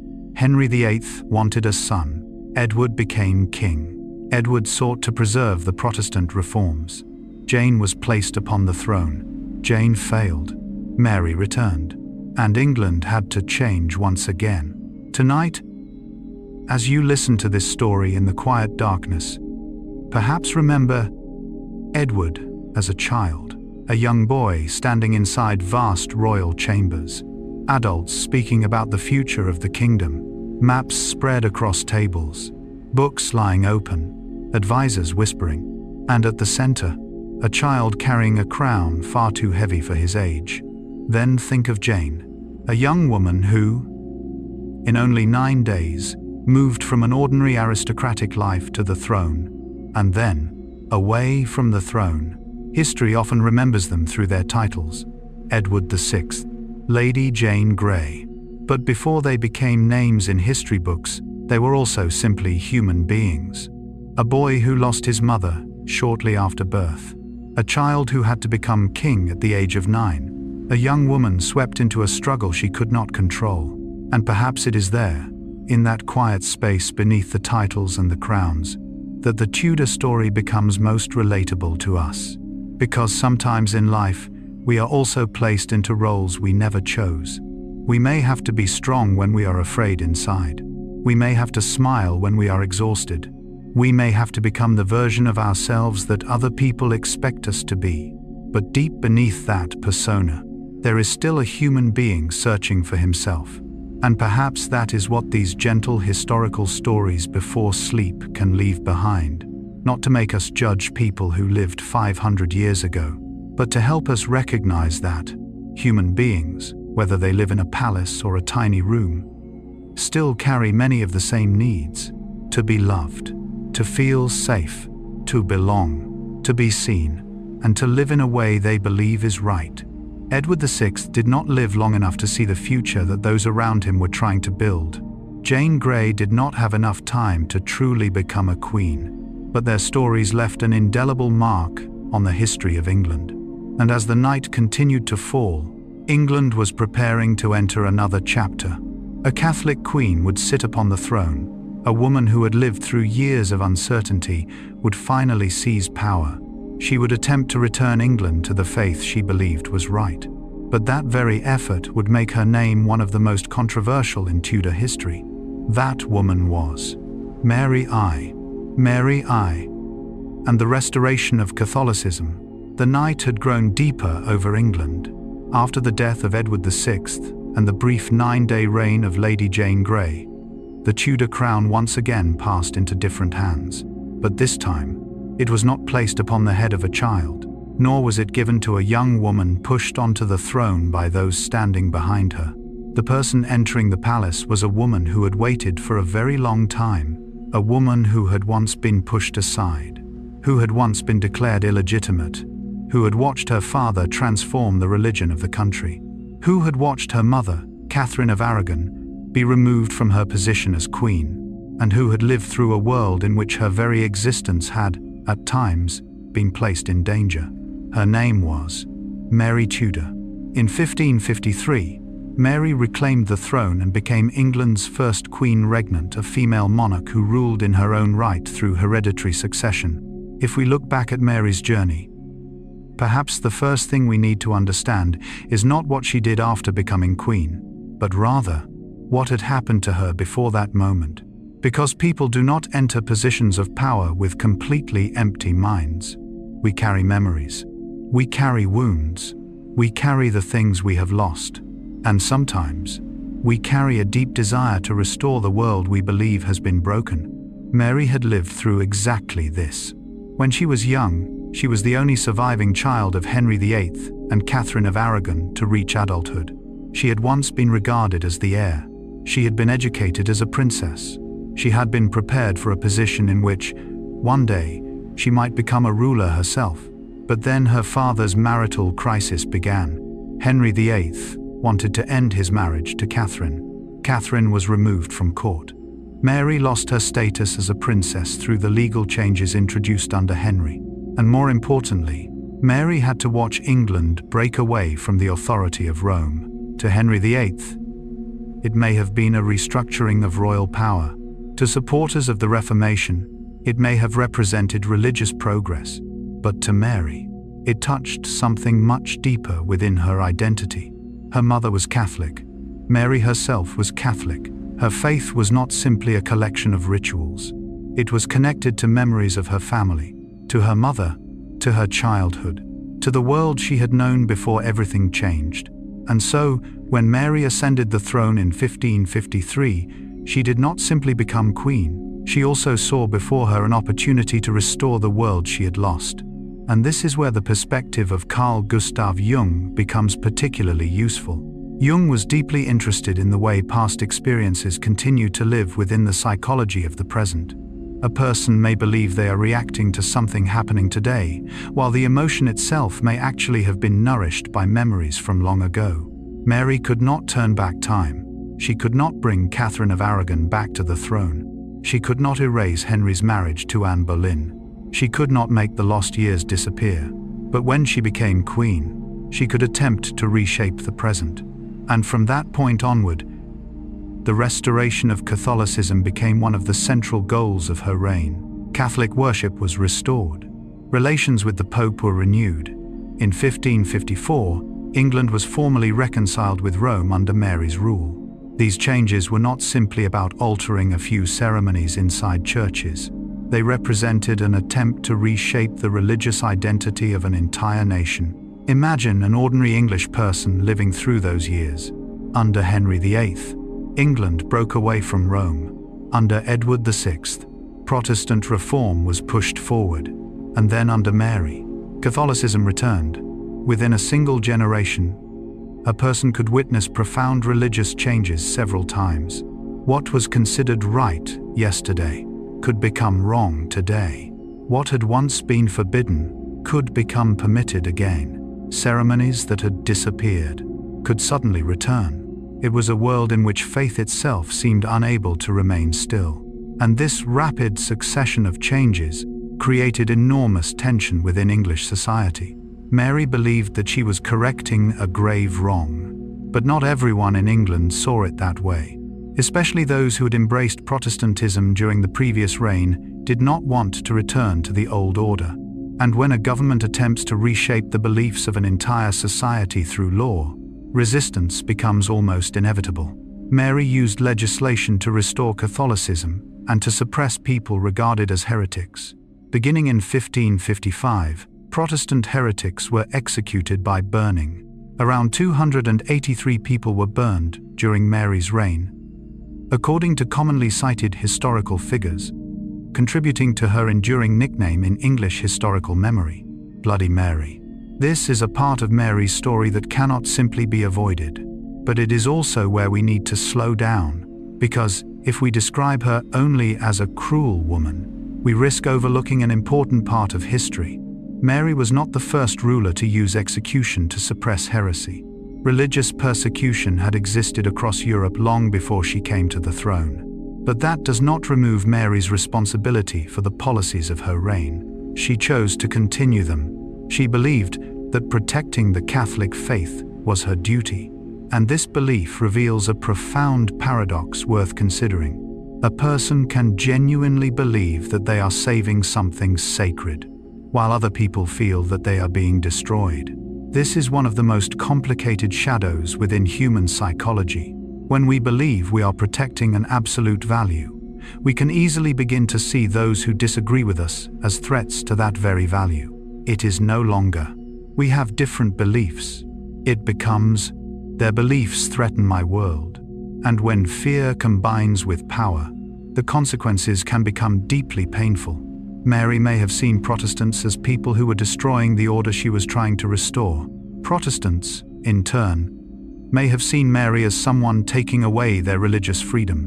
Both sides had their own stories. Both sides carried their own memories. Both sides believed they were protecting something important.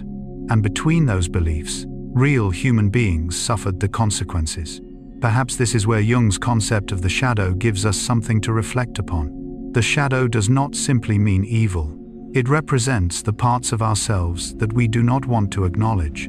A person may see cruelty in their opponent without recognizing their own harshness. They may see fanaticism in someone else without recognizing how completely they have turned their own beliefs into absolutes. Tudor England's religious history is filled with examples of this. But Mary's story is not only a story of persecution. It is also the story of a woman who ascended the throne in a society where women were still often considered incapable of ruling independently. Mary had to prove that she was not simply Henry VIII's daughter, not simply Catherine of Aragon's daughter, but a queen. And this was enormously significant.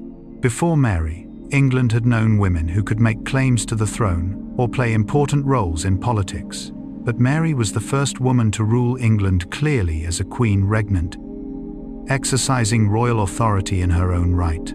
That established an important precedent. A woman could sit upon the throne. She could summon councils. She could establish policies. She could negotiate. She could make decisions about war and peace. She could become the center of an entire nation. But to do so, Mary had to confront another difficult question: marriage. If Mary married, who would her husband be? And how much power would he have? Eventually, Mary married Philip of Spain, the son of Emperor Charles V. The marriage caused considerable anxiety in England. Philip was not simply an ordinary foreign nobleman. He was the heir to one of the most powerful dynastic forces in Europe. The English feared that England might be drawn into Spain's wars. They worried about foreign influence. They worried that a foreign king might interfere in the government of England. And once again, Mary found herself facing a question of power. A queen could marry, but how could she remain sovereign? The marriage was governed by terms intended to limit Philip's authority in England, but public suspicion remained strong. This shows just how difficult Mary's position truly was. She had to prove that a woman could rule. At the same time, she had to prove that her marriage did not mean England would be ruled by a foreign man. And beneath all these political questions, there was another question: identity. Mary was English. She was Catholic. She was Catherine's daughter. She was Henry VIII's daughter. She was a woman. She was a queen. Each identity pulled her in a different direction. And perhaps this complexity is why we should not remember Mary only through a name like Bloody Mary. A nickname can preserve one part of history, but it can never contain an entire human being. Mary failed to restore Catholicism permanently. After her death in 1558, her successor was Elizabeth I, and England once again moved toward a more firmly Protestant settlement. But Mary still left behind an important legacy. She demonstrated that the English throne did not necessarily have to belong to a man. A woman could inherit it. A woman could rule. A woman could stand at the very center of national power. And only a few decades later, another woman would ascend the throne, a woman who had lived through the years of uncertainty under Mary, a woman who would not rush into marriage, a woman who would not easily surrender her authority to a man, and a woman who would transform her own image into a powerful political instrument. Her name was Elizabeth I. But before we meet Elizabeth, let us allow Mary's image to remain with us a little longer in the darkness. Imagine her standing alone in a quiet room inside the palace. A woman who had spent much of her youth waiting, who had lost her mother, lost her position, lost her sense of certainty about the future. And finally, she received the crown she believed belonged to her. But that crown did not bring the peace she might have hoped for. It brought responsibility, conflict, fear, war, religion, and decisions that history would judge for centuries. Perhaps this is one of the great paradoxes of power. We can spend an entire lifetime searching for something, but when we finally possess it, we may discover that it is far heavier than we ever imagined. Mary wanted to restore the world she had lost, but the world could never return completely to what it had once been. Time had passed. England had changed. People had changed. And history never truly moves backward. Perhaps this is also a gentle lesson for us. Sometimes, what causes us the greatest suffering is not simply losing the past. It is trying to force the past to return exactly as it once existed. Because life is always moving. What has been lost can be remembered. It can be cherished. It can become part of who we are. But it cannot always be restored exactly as it was. Mary had tried to restore a Catholic England, but the future was moving in another direction. And when she died, a new queen would step into history. A woman who had learned much from everything that had happened to Mary. A woman who would understand that in a world divided by deep conflicts, power does not always come from forcing everyone to become like you. Sometimes, power comes from transforming yourself into a symbol strong enough that an entire nation can see something of itself within you. The night moves slowly, and the Tudor story changes direction once again, from a queen trying to restore the past, to a queen who would build an image of the future, from the flames of religious persecution, to the golden light falling across royal portraits, from a woman who had once been pushed aside, to a woman who would become the symbol of an entire age. Elizabeth I is waiting for us on the other side of the night. Elizabeth I, the Queen, who never married. Night had fallen over England. The streets of London were gradually becoming quiet. Candlelight flickered behind the windows. Boats drifted slowly along the River Thames beneath the darkness. And somewhere behind the walls of the palace, a woman was sitting and thinking about the future of a kingdom. She had once been a princess. She had once been regarded as the daughter of a controversial marriage. She had watched her sister ascend the throne. She had been suspected. She had been imprisoned. She had stood at the edge of losing everything. And now, she had become queen. Her name was Elizabeth I.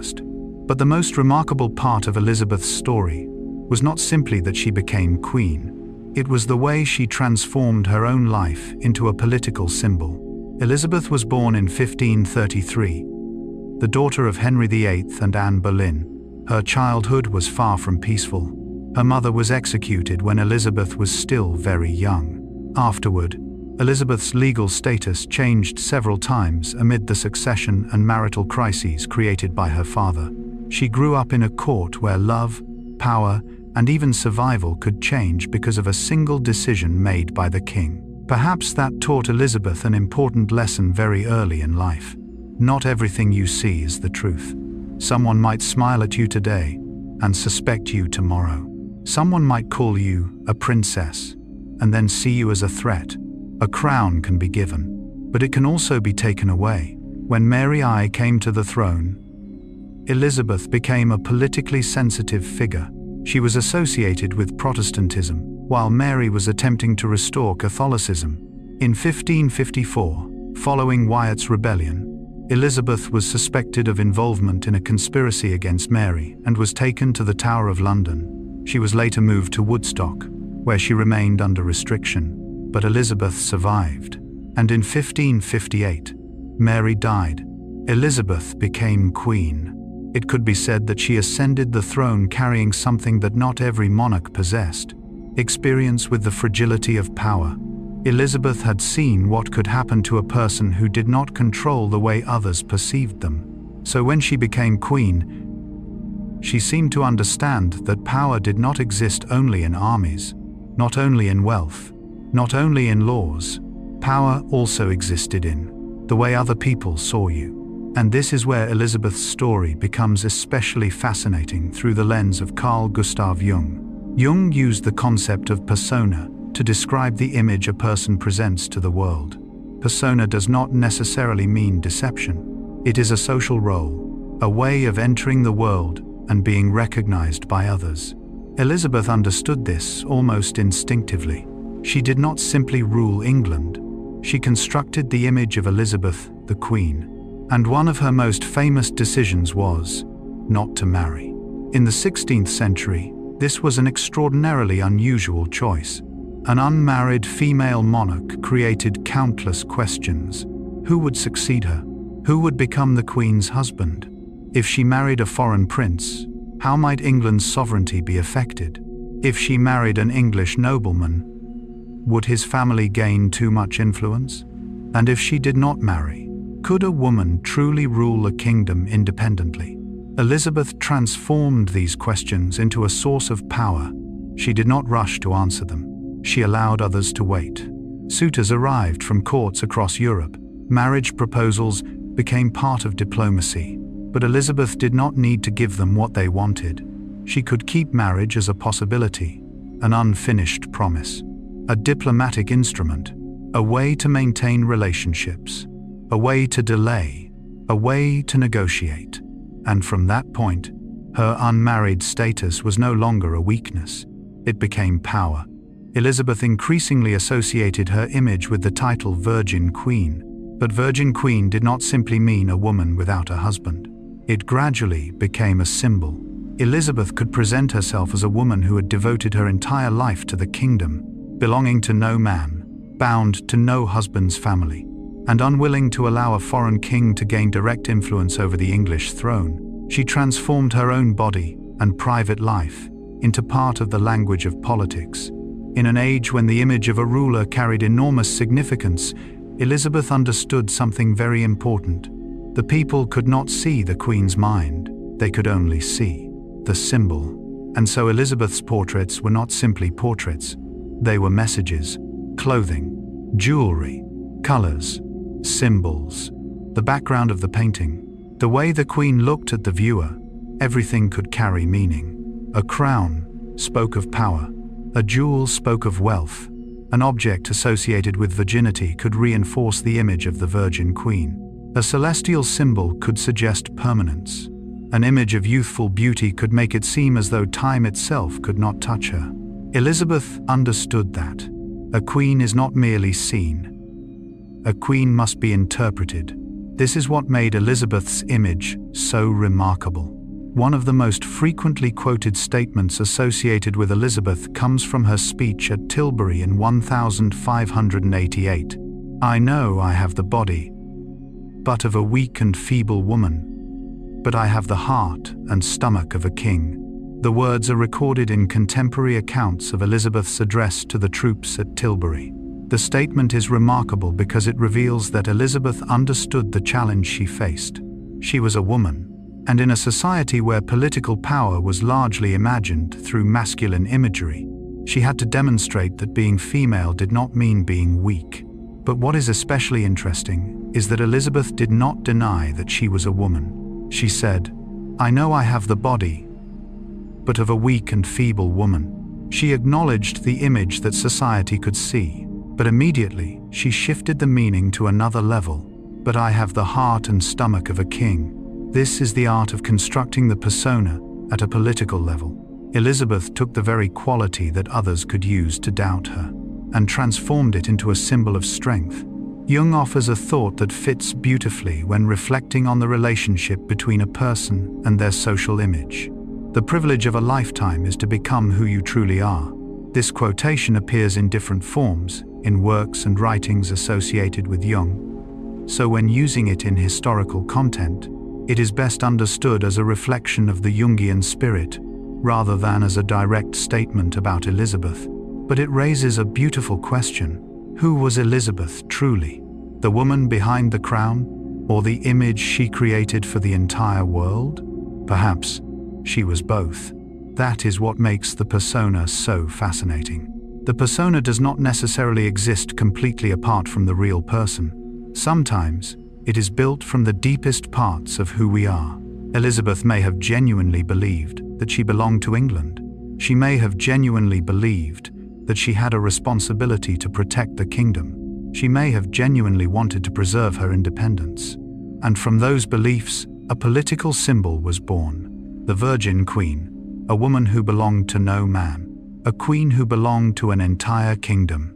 There is another statement often associated with Elizabeth, in which she is recorded as saying, "I am already bound unto a husband which is the kingdom of England." The image is incredibly powerful, because it transforms the relationship between the Queen and the nation into a kind of symbolic marriage. Elizabeth did not have a husband in the ordinary sense, but she had a husband within the language of her political identity, England. From that point onward, her private life and her political role became almost inseparable. And this was precisely what made Elizabeth's image so powerful. She was not simply telling her people, "I am the Queen." She gradually created a much larger story. "I belong to you. I live for the kingdom. I will not place the interests of a private family above England." This was an extraordinarily effective symbolic strategy, because people do not need government alone. They also need stories that allow them to believe in their government. They need symbols that help them feel that they belong to a larger community. Elizabeth became one of those symbols, and as the years passed, her image was increasingly carefully controlled. Royal portraits did not necessarily reflect the Queen's exact age or physical appearance. They reflected what the court wanted others to see. Elizabeth had to remain the Elizabeth her people needed. Youthful, strong, pure, powerful, untouched by time. It was an almost supernatural idea.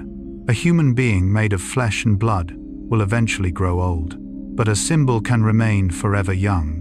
A woman can eventually die, but the image of the Queen can live on.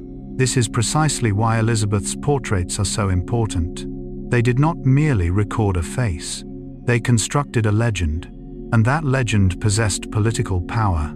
In the final years of her life, Elizabeth was no longer the young woman she had been when she first ascended the throne.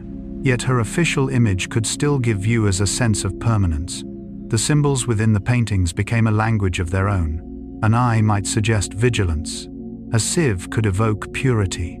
A globe could emphasize royal authority and the reach of the crown.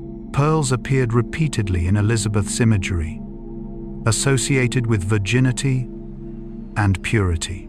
And all these elements came together to create something larger than an individual human being. Elizabeth Tudor became Elizabeth of England. It is a process worth thinking about deeply, because each of us, on a much smaller scale, does something similar. We choose how we dress, how we speak, how we appear before other people. There are parts of ourselves that we reveal. There are parts we keep hidden. There are images we want others to see. That is the persona. The question is not whether we have a persona. Every human being does. The question is, do we still know who we are when the mask comes off? Elizabeth spent much of her life constructing the image of an untouchable queen. But behind that image was still a woman who had experienced loss. A woman who had been suspected. A woman who had been imprisoned. She had lived with uncertainty about the future. Perhaps those experiences were what allowed Elizabeth to understand, more deeply than most people, that an image could determine a person's fate. If people believed you were weak, they would treat you as someone who was weak. If they believed you were illegitimate, they might try to remove you. But if they believed you were strong, if they believed you represented stability, if they believed you belonged to something greater than yourself, you could transform that belief into power. That was precisely what Elizabeth did. She did not simply rule England. She built a story that England could believe in. A queen who did not marry. A woman who belonged to the nation. A symbol of stability after decades of religious turmoil. An image created through words, ceremonies, portraits, and symbols. And perhaps that is why the Elizabethan era is remembered not only for military victories or cultural achievements. It is remembered through the image of the Queen herself. Tonight, as you lie still and listen to this story, try to think about the mask that you yourself may be wearing. Not a mask in the sense of deception, but the role you step into every day. Perhaps you are the strong one, the caretaker, the successful one, the person who is always okay, the person who never needs anyone. But if all those roles became silent for just a moment, who would remain? Elizabeth may have understood that question in a very personal way. She could not simply put down the crown, because if she did, it was not only a woman who might disappear. The political symbol she had spent her entire life constructing could begin to weaken as well. And so Elizabeth continued to appear before the world as an ageless queen. A queen without a husband. A queen who could not easily be defeated. A queen who had transformed the vulnerability of being a woman in politics into a form of symbolic power. But behind those perfect portraits, England remained a dangerous country. There were conspiracies taking shape. Secret letters were being sent. There were people loyal to Mary, Queen of Scots. There were networks of spies operating in the shadows. And Elizabeth understood that a symbol could survive only if it was protected.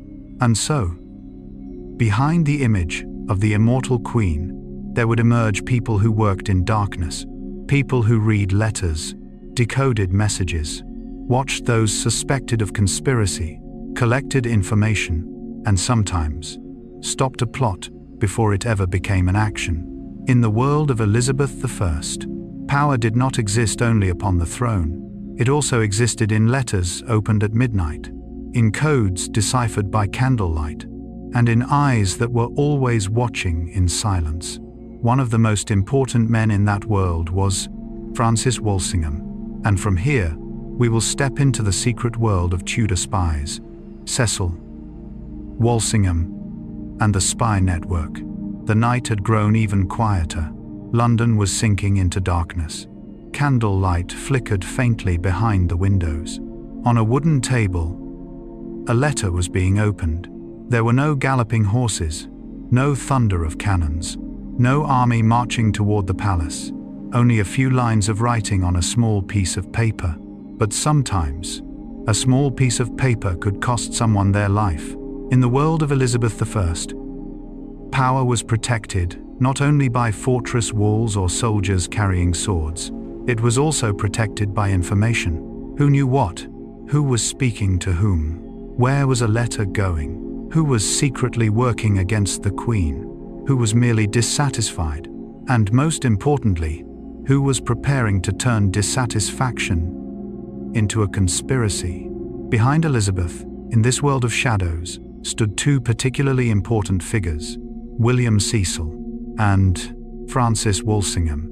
If Elizabeth was the face of Tudor royal power, then Cecil and Walsingham could be seen as two parts of the machinery that allowed that power to see, think, and respond. William Cecil, later known as Lord Burghley, played a crucial role in building a stable administration during Elizabeth's reign. He was not the kind of figure who constantly appeared before the crowds. Cecil's power lay in persistence, in records, in correspondence, in appointments, in finance, and in his ability to monitor small problems before they became large ones. A kingdom could not survive for long on beautiful speeches alone. It needed people who performed the same demanding work every day. People who read reports, checked finances, monitored officials, negotiated with nobles, resolved problems in local communities, and ensured that orders from the center could reach the distant corners of the kingdom. Cecil understood this. He helped Elizabeth create a government capable of maintaining continuity.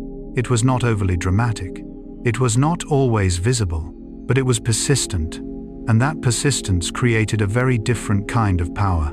It did not necessarily frighten people immediately, but it allowed an entire system to continue functioning even when the monarch was not personally present. Through the lens of Carl Gustav Jung, we might imagine the monarchy as a persona, the face that an entire nation sees. Elizabeth was that face. But behind every persona, there are always other parts that remain unseen. Advisors, officials, information gatherers, people working in the shadows. They were almost like the nervous system of a political body. And if William Cecil helped build that stable framework, Francis Walsingham became especially important in another field: intelligence. The Elizabethan era was not a peaceful one. England was confronting Spain. Religious conflict remained deeply rooted. English Catholics faced an increasingly Protestant state, and beyond England, there were powers that could exploit those divisions. Under these circumstances, Walsingham developed an extensive intelligence network. He relied on informants, monitored correspondence, used messengers, employed codes, and sought to penetrate networks that the government suspected of plotting against the Queen. Try to imagine that work in the 16th century. There were no telephones, no cameras, there were no computers, no vast databases. Information traveled by horseback, by ship, by handwritten letters. A letter could take days or even weeks to reach its destination, and during that time, a conspiracy could change completely. That was why the person who controlled information possessed an enormous advantage. Walsingham understood this. He did not simply want to know that a conspiracy was happening. He wanted to know how it was being formed, who was involved, who was funding it, who was communicating, who was sending the money, who was carrying the letters, who was merely acting as an intermediary, and who was truly behind it all. This was a world where truth was often hidden behind layers of persona. A man might appear in public as a loyal gentleman, but in a secret letter, he might say something completely different. Someone might declare loyalty to the Queen, while secretly communicating with those who wanted to replace her. And this is where the Jungian perspective becomes particularly fascinating. Human beings often have many social faces. There is the face we show our family, the face we show our colleagues, the face we show strangers, and sometimes there is a face we reveal only in darkness. The Tudor intelligence world was built upon precisely this distance between those different faces. Walsingham wanted to see through the persona. He wanted to know what people were truly doing when no one was watching. But to do that, he needed a tool: codes. In the Tudor world, codes were not simply intellectual puzzles. They were a means of protecting secrets. Important correspondence could be encrypted so that others could not easily read it. But codes also created a battle of minds. One side wrote, the other decoded. One side tried to hide, the other tried to see. And behind every symbol, there might be a plan, a promise, a name, information about an army, or a conspiracy against the Queen. What is remarkable is that these people were practicing a form of information warfare centuries before the modern term existed. They understood that defeating an opponent did not always require confronting them directly. Sometimes, simply knowing what your opponent was thinking gave you the advantage. Sometimes, knowing whom a person was meeting could reveal an entire network. And sometimes, one person placed in exactly the right position could provide more information than an entire army. But among all these networks, one name appeared again and again. A woman living north of the English border, a woman of royal blood, a woman whose very existence had become a political problem. Mary, Queen of Scots. Mary was the Queen of Scotland. She was also a descendant of the Tudor line through her grandmother, Margaret Tudor, the sister of Henry VIII.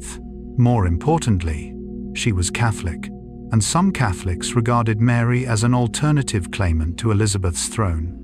That made Mary's existence a particularly serious threat. Elizabeth might have been the lawful Queen of England, but Mary could become a symbol. And sometimes, a symbol can be more dangerous than an army. An army can be defeated, a city can be surrounded, but a symbol can live inside the minds of people. Mary did not need to personally lead a rebellion to become dangerous. All it required was for people to believe that she should be queen, for people to be willing to act in her name, for a rival foreign power to use her name as a justification for intervention. That alone could be enough.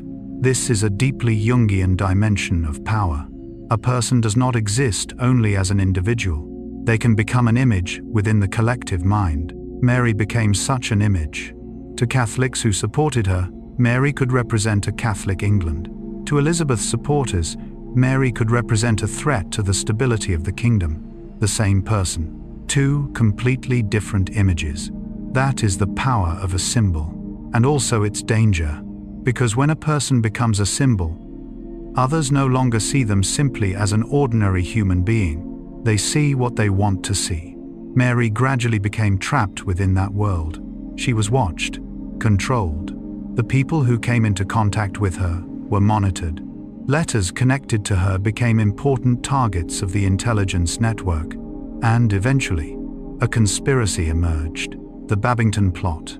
In 1586, Anthony Babington and his co-conspirators plotted to assassinate Elizabeth and place Mary on the English throne. Walsingham and his network infiltrated the group's activities. One important figure was Gilbert Giffard, who acted as an intermediary in transmitting letters between Mary and people connected to the conspiracy. The letters were encoded, the messages were secret, the plans were discussed, and gradually, everything was collected. And then, the code was broken. This was a remarkable moment in the story, because the conspirators believed they were communicating in secret. They did not know that their words were being read. They believed the wall protecting their secrets was still standing, but in reality, that wall had already been breached. Mary was placed in an extremely dangerous position. She was accused of involvement in the plot against Elizabeth. Mary denied many of the allegations and challenged the way the evidence against her had been obtained and used. But Elizabeth's government believed it had sufficient evidence to bring the case to trial. Mary was convicted, and on the 8th of February 1587, she was executed at Fotheringhay Castle. A woman who had once been the Queen of Scotland ended her life on a scaffold in England. The story can be told as Walsingham's victory. A conspiracy had been uncovered. A threat had been eliminated. But if we slow down, there is another story beneath it. It is a story about fear. Elizabeth feared that Mary could become the center of a rebellion. Walsingham feared that secret networks could develop into an attack. Catholics opposed to Elizabeth feared that they would lose their place in English society. Mary feared that she would never be free. And each of those fears created the next action. Fear created surveillance. Surveillance created suspicion. Suspicion created investigation. Investigation produced evidence. Evidence led to trial. And eventually, someone died. This is a cycle we can recognize not only in history, but also in human psychology. When we fear something, we begin to see the world through that fear. A glance can become a warning sign. A word can become evidence. Silence can become suspicion. And if fear becomes strong enough, we may begin to see danger everywhere. That is why the story of Walsingham and Mary is not simply a story about espionage. It is also a story about the shadow. In Jungian thought, the shadow contains the parts of ourselves that we do not want to recognize or acknowledge. In politics, a society can also create its own forms of shadow. Groups that are viewed with suspicion, people who are considered dangerous, ideas that are regarded as threats. And once a group is pushed into the shadows, it becomes very easy for society to see them through fear rather than understanding. This does not mean that the conspiracies against Elizabeth were imaginary. They were real. The Babington plot truly existed. Those involved really did plan to assassinate the Queen. But history becomes deeper when we ask another question. What happens when a society lives in a state of constant vigilance for too long? It begins to build systems designed to see everything. Letters are inspected. People are watched. Information is collected. Codes are broken. Spies are recruited. A vast network takes shape. And that network helped Elizabeth survive. But it also reveals an uncomfortable truth about power. To protect a symbol, sometimes people must build a world in which almost everyone can be watched. Elizabeth could appear before the public as a calm and composed queen. But behind that image were hundreds of people working continuously to detect dangers that most ordinary citizens would never see. Cecil built stability. Walsingham built vigilance. Elizabeth built the symbol. These three elements came together to create one of the most effective systems of Tudor rule. But we should also remember that Elizabeth did not always want Mary to be executed. She hesitated several times before signing the death warrant. After Mary was executed, Elizabeth was angered by those who had pushed the execution forward too quickly. This shows that the final decision was not simply the act of a cold and merciless woman. It was a deeply painful political decision. Elizabeth had to weigh mercy, security, legitimacy, pressure from her council, and the fear of another conspiracy. In the end, she chose the security of the throne. Mary died. Elizabeth continued to reign, and England entered a period in which the Queen's authority became increasingly consolidated. But the price of that stability remained. A queen had died. An expanding intelligence network remained in place. Society was still divided by religion. And Europe was moving toward an even greater confrontation. Because if England had a queen protected by a network of spies, then beyond the English Channel, a great power was assembling a massive fleet. Spain, King Philip II, great ships, cannons, thousands of soldiers, an invasion plan. In 1588, all the fears that Cecil and Walsingham had spent years preparing to confront would move closer to England. And when enormous sails appeared on the horizon, Queen Elizabeth would have to step forward before her army. No more secret letters, no more coded messages, no more whispered conversations in the darkness. This time, England would face its enemy at sea, and amid the wind, the thunder of cannons, and ships moving toward the English coast, one of Elizabeth's words would become one of the most famous images of her age. A queen who had once been regarded as a weak woman would stand before her soldiers and speak of the heart of a king. But that is the story of the Spanish Armada and the rise of sea power. Tonight, try to imagine that you are standing on the coast of England on an evening in the late 16th century. The wind blows in from the sea, cold and salty.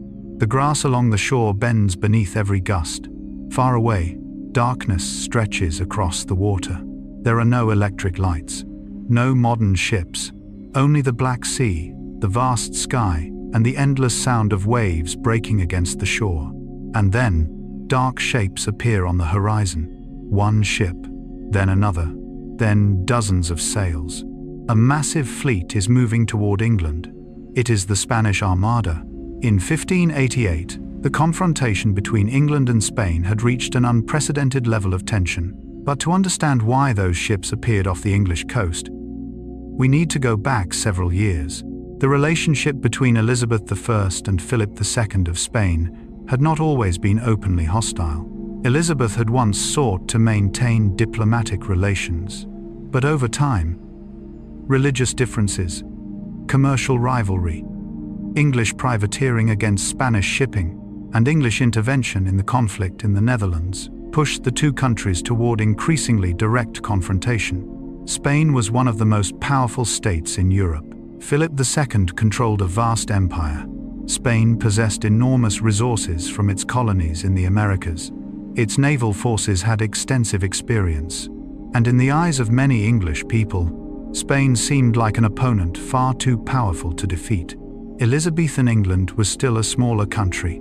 Its population was smaller, its resources were more limited, and it could not yet compare with the scale of the Spanish Empire. But that imbalance is precisely what makes the story of the Armada so fascinating. Because war is not determined by size alone, it is also determined by information, geography, strategy, adaptability, and sometimes the weather. Philip II's plan was to send a large fleet from Spain toward the English Channel, coordinate with Spanish forces in the Netherlands commanded by the Duke of Parma, and then support the movement of troops across to England. This was not simply a naval battle. It was a complex operation requiring multiple forces to coordinate with great precision. But at sea, not everything went according to plan. First, the Spanish faced a major problem: distance, the sea, wind, currents, and the English ships. The English navy under Elizabeth was not necessarily the strongest naval force in Europe by every measure, but it possessed its own advantages. English ships were relatively maneuverable. They could maintain distance. They used long-range artillery to attack from afar, rather than relying solely on closing with the enemy for boarding and close combat. This represented an important change in the way naval warfare was conducted. If Spanish ships had been designed for multiple purposes, including transporting troops, English warships could take advantage of their maneuverability to harass the fleet and inflict damage. And then, a particularly striking tactic was employed. Fireships, ships loaded with flammable materials, were set ablaze and sent toward the enemy fleet. The objective was not necessarily to destroy the entire fleet. Sometimes, all it takes is a little chaos. When the Spanish ships saw the fireships moving toward them through the darkness, they were forced to break formation. And once the formation was broken, a great fleet could no longer function as a single, unified body. It is an image worth reflecting on. The larger a system becomes, the more it may depend on perfect coordination. If one part breaks down, the entire system can descend into chaos. This also suggests a Jungian way of looking at the event. Jung was deeply interested in the relationship between the individual and the collective. A person may be very strong when standing alone, but when they become part of a larger system, they must adapt to the rhythm of that system. A fleet is much the same. Every ship may be powerful, but once the formation is broken, the strength of the whole is diminished. And at sea, chaos can quickly become disaster. After the engagements in the English Channel, the Armada moved toward Calais. There, the English continued to use fireships. The Spanish formation was forced to maneuver. Warships were driven away from their positions, and the plan to coordinate with Parma's forces became increasingly difficult to execute. But there was still one factor that no commander could completely control: the weather. As the Armada attempted to retreat northward around Scotland and Ireland, the Atlantic weather became increasingly severe. Strong winds, heavy seas, ships driven far from their intended course. Many vessels were wrecked, many sailors died. A significant portion of the fleet never made it back to Spain. So when we tell the story of the Spanish Armada, we should be careful with the overly simple version. England defeated Spain through naval power. The reality was far more complicated. There was no single naval battle that decided everything. Not all of the Armada's losses were caused by the English Navy. Weather played an extremely important role. Logistical problems, coordination failures, and battlefield conditions also contributed to the failure of the expedition. But history is not created only by what actually happened. It is also shaped by the way people remember what happened. And this is where the story of the Armada becomes especially fascinating through the lens of Carl Gustav Jung. A historical event can become a collective symbol. It can be retold, painted, written about in books, mentioned in speeches, passed down from parents to children. And over time, a battle can become a legend. The Spanish Armada became an important part of England's national memory. The image of a relatively small England standing before a much greater power and surviving an attempted invasion became a story of enormous symbolic strength. Elizabeth became a symbol of resilience. England became a nation protected by the sea. And the sea was no longer simply a stretch of water separating England from Europe. It began to be seen as a shield, a pathway, a space for expanding trade, a place for exploration, a place for competition, and eventually, a place for building power. After the Armada, the image of England as a rising maritime power became increasingly strong. But we should also remember that this rise did not happen simply because of a victory in 1588. The English Navy had been developing long before that. Privateers such as Francis Drake had already been active at sea. Explorers were searching for new routes. Merchants were expanding their networks. Geographers and mapmakers were becoming increasingly important, and figures such as John Dee were already imagining a future in which England could become a maritime power and extend its influence into distant lands. The Armada was therefore more like a moment when many existing trends converged. A moment that allowed England to see itself in a new way. An island nation, a nation surrounded by sea, a nation capable of resisting a more powerful empire, and perhaps a nation capable of turning its gaze toward the wider world. That is the power of a symbol. A single event can change the way an entire people sees itself. Before the Armada, England could look at Spain and see an enormous opponent. After the Armada, the English had more reason to believe that they could compete, that they could survive, that they could explore, that they could reach beyond their own borders. Jung once wrote in Symbols of Transformation, "The psyche creates reality every day." This idea allows us to reflect on how collective psychology can transform an event into part of a people's identity. A military victory does not merely change the strategic balance. It can change the way people see themselves, and perhaps this is the most important legacy of the Spanish Armada. Not simply the number of ships that were lost, not simply the battles that were fought, but a new story about England. An England that could stand firm, an England protected by the sea, an England capable of competing with empires, an England beginning to look beyond Europe. But every myth has both a light and a shadow. When a nation begins to believe that the sea protects it, it may also begin to want to travel farther across that sea, to trade, to establish colonies, to control trade routes, to compete with other great powers. And from there, a new dream began to take shape. The dream of empire. The ships carried more than sailors. They carried merchants, explorers, people searching for gold and silver, men authorized by the state to attack enemy vessels, and dreamers searching for lands they had never seen. Francis Drake sailed around the world. Walter Raleigh promoted colonial ventures. John Dee spoke of a British Empire, and, across the Atlantic, a colony would appear and then disappear almost as mysteriously. Roanoke. The settlers vanished, leaving behind only a single word carved into a tree. Croatoan, a mystery that continues to fascinate people even today. And so, the Armada was not the end. It was more like a doorway. Behind that doorway was the ocean, and England was beginning to step through it. Tonight, let the image of those ships slowly disappear into the darkness. Imagine the sea becoming quiet once again, the Spanish sails fading beyond the horizon, the wind moving gently across the coastal grass, the soldiers returning home, the lights glowing once again in the villages. An invasion had failed, but something else had just begun. England had discovered the power of the sea, and once people realize that the horizon is not the limit, they often begin to wonder what lies beyond it. That is also a deeply human part of our psychology. We are often afraid of what we do not know, but the unknown also attracts us. The sea is both a source of fear and an invitation. The darkness beyond the horizon may contain danger, but it may also contain opportunity. And Elizabethan England stood precisely at the intersection of those two possibilities. On one side was the fear of invasion. On the other was the desire to explore.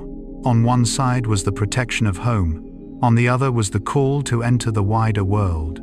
Perhaps that is why the story of the Armada continues to live on. It tells the story of a nation that saw its own vulnerability, and then found a new sense of confidence within that vulnerability.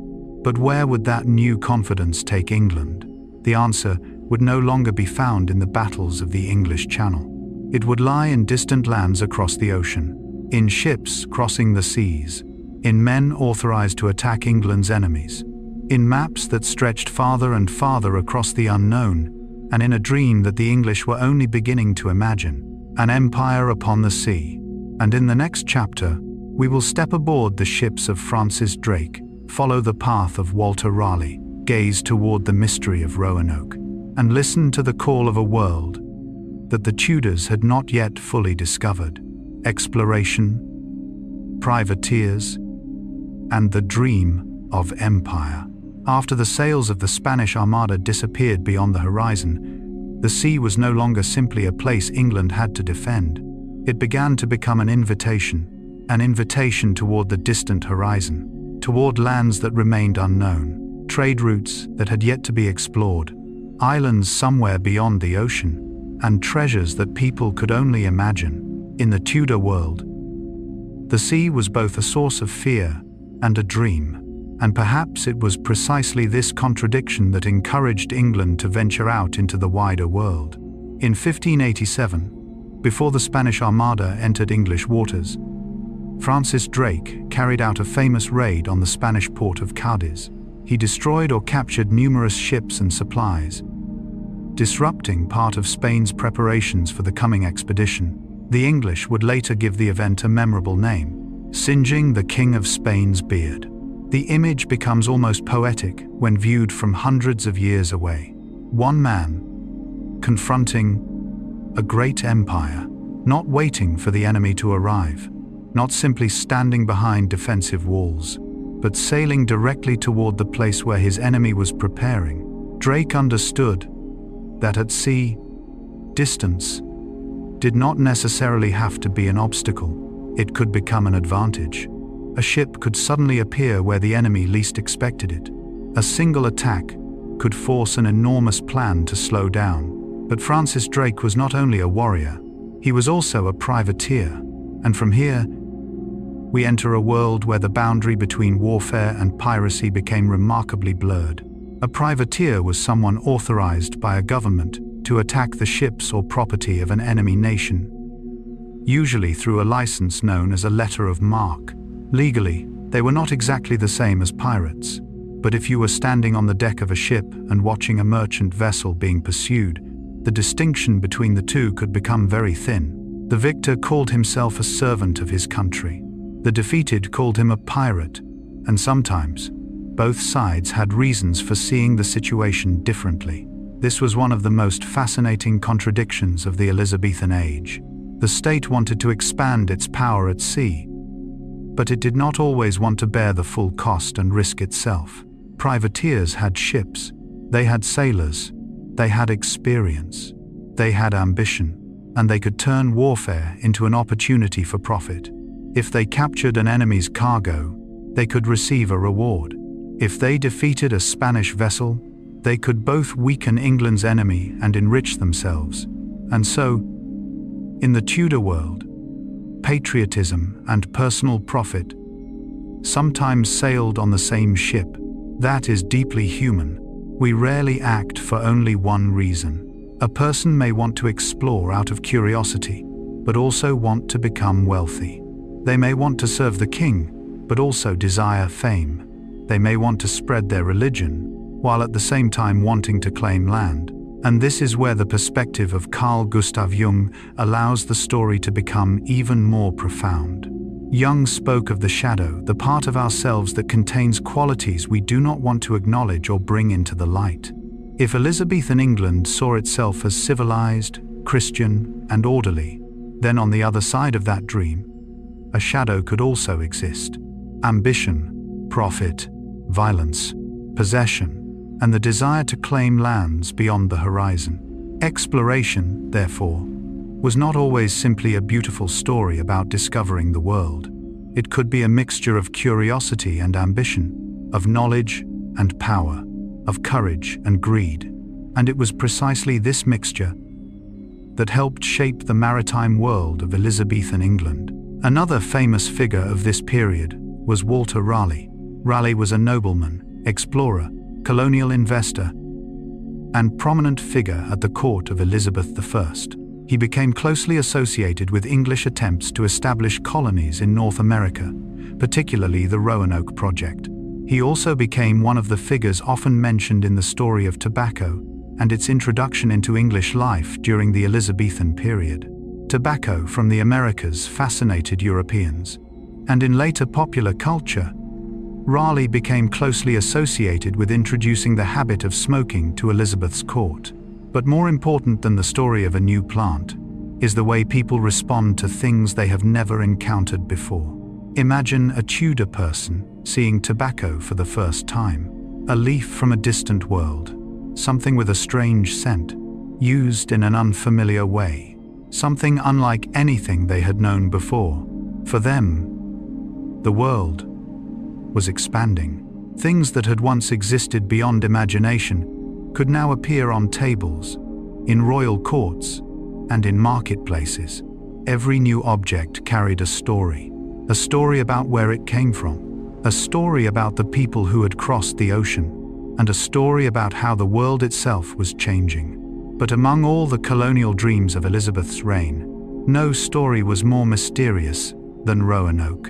In 1587, a group of English settlers was brought to Roanoke Island in what is now North Carolina, in an attempt to establish a permanent colony. Among the settlers were women and children. This was not simply an expedition of exploration, it was an attempt to create a community, a place that English settlers could call home across the Atlantic. But then, everything became mysterious. John White, the leader of the colony, returned to England to obtain additional supplies. He intended to return quickly, but war with Spain delayed his return. When White finally came back to Roanoke in 1590, the colony had disappeared. There was no thriving settlement, no settlers waiting for him, no clear explanation. Only a few traces remained. One of the most famous was a single word, Croatoan. The word was carved into a tree or wooden post, and from that moment, Roanoke became one of the most famous mysteries in American history. What had happened?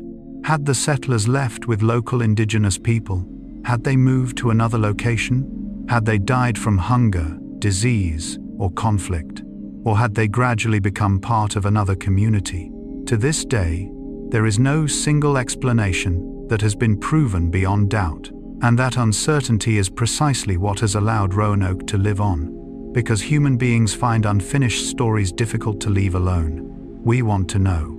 We want an explanation. We want to place a final period at the end of the story. But Roanoke did not give us a period. It gave us a question mark. And sometimes, a question mark can live longer than an answer. Through the lens of Jungian psychology, this is fascinating. What remains unexplained often becomes the place where imagination becomes most powerful. The unknown becomes an empty space that the human mind tries to fill. We create theories. We retell the story. We search for clues. And across generations, a historical event can slowly become a legend. Roanoke is a beautiful example of how the unknown can become a symbol within the collective mind. But Roanoke tells us something else as well. The dream of empire required more than ships. It required maps, knowledge, and people capable of transforming the ocean from an enormous expanse of water into a space that could be understood, measured. And here, we encounter a particularly fascinating figure, John Dee. John Dee was not an admiral. He was not a king. He was not a soldier. He was a scholar, mathematician, astronomer, astrologer, and advisor. He lived at the intersection of science, philosophy, navigation, and beliefs that we might today describe as mystical. But what makes Dee particularly important to this story was his vision of England's future. He used the term British Empire in his writings and manuscripts during the late 16th century, connecting it with the idea of English power reaching across the seas and into distant lands. A phrase that may seem simple, but contained an enormous dream: a British Empire, a nation that would not simply exist on an island, but could extend its influence across the world. And what is especially interesting is that Dee was not thinking only about war. He was thinking about maps, navigation, knowledge, and the ways human beings could understand the world and then locate themselves within it.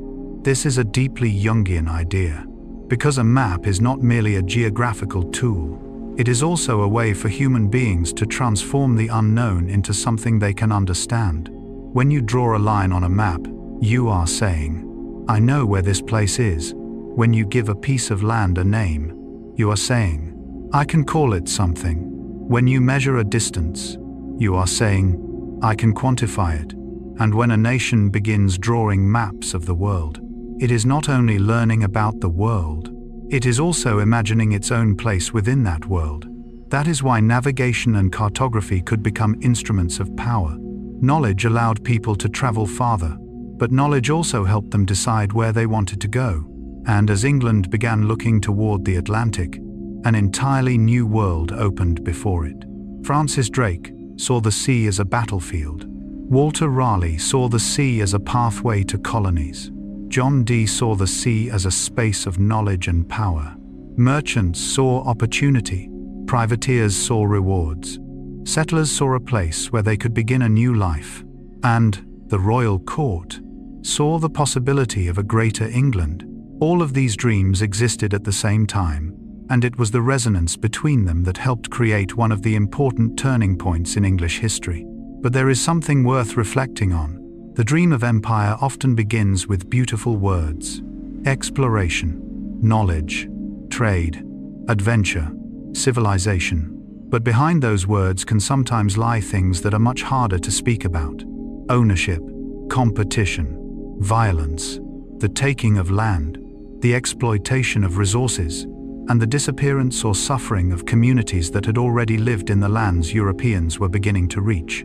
This was the shadow of the imperial dream. A dream may carry light, but it always has a shadow beside it.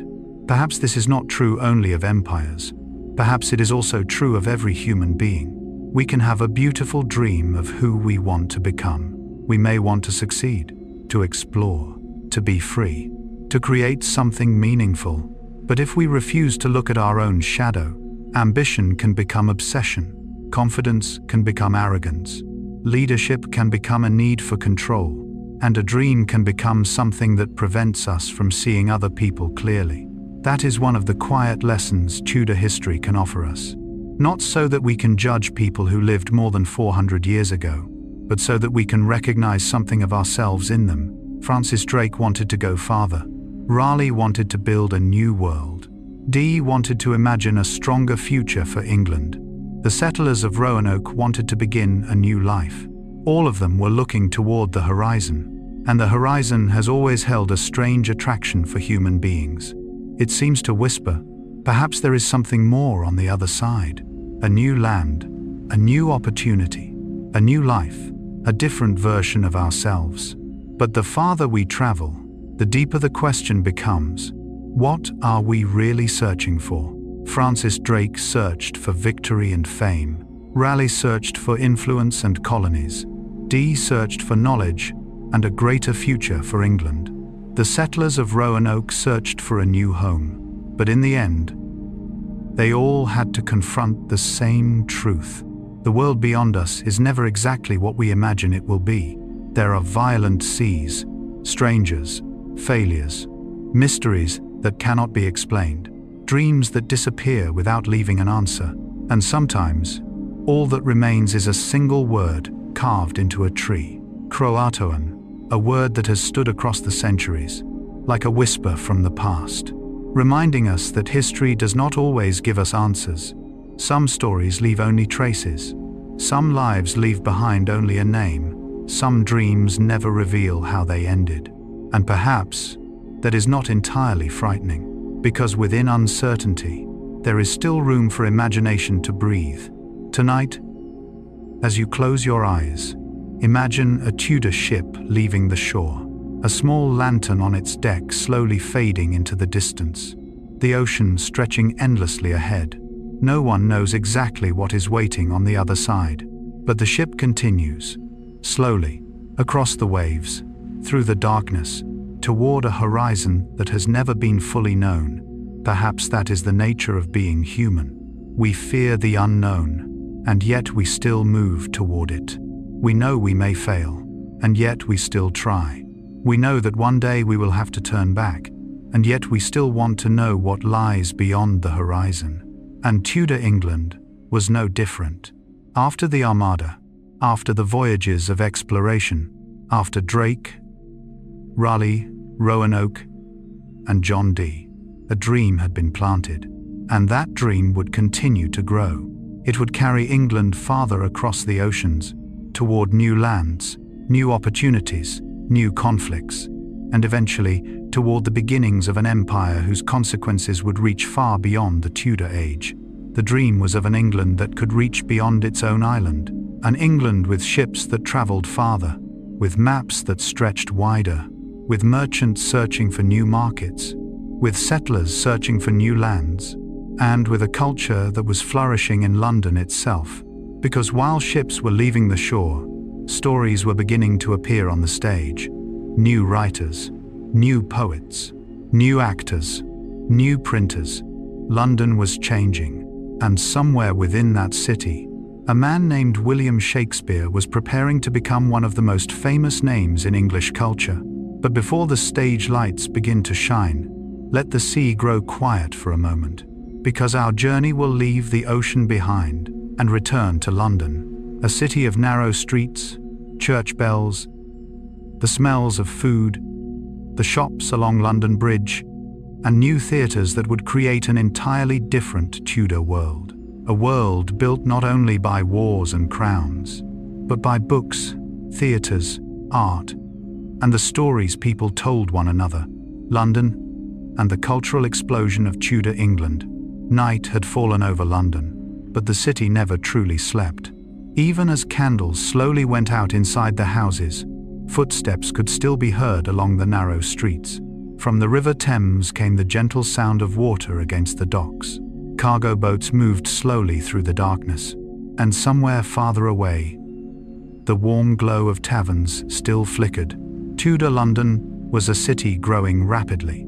People came here looking for work, to trade, to print books, to perform, to find opportunities, and sometimes simply to try their luck in a city where something new seemed to appear almost every day.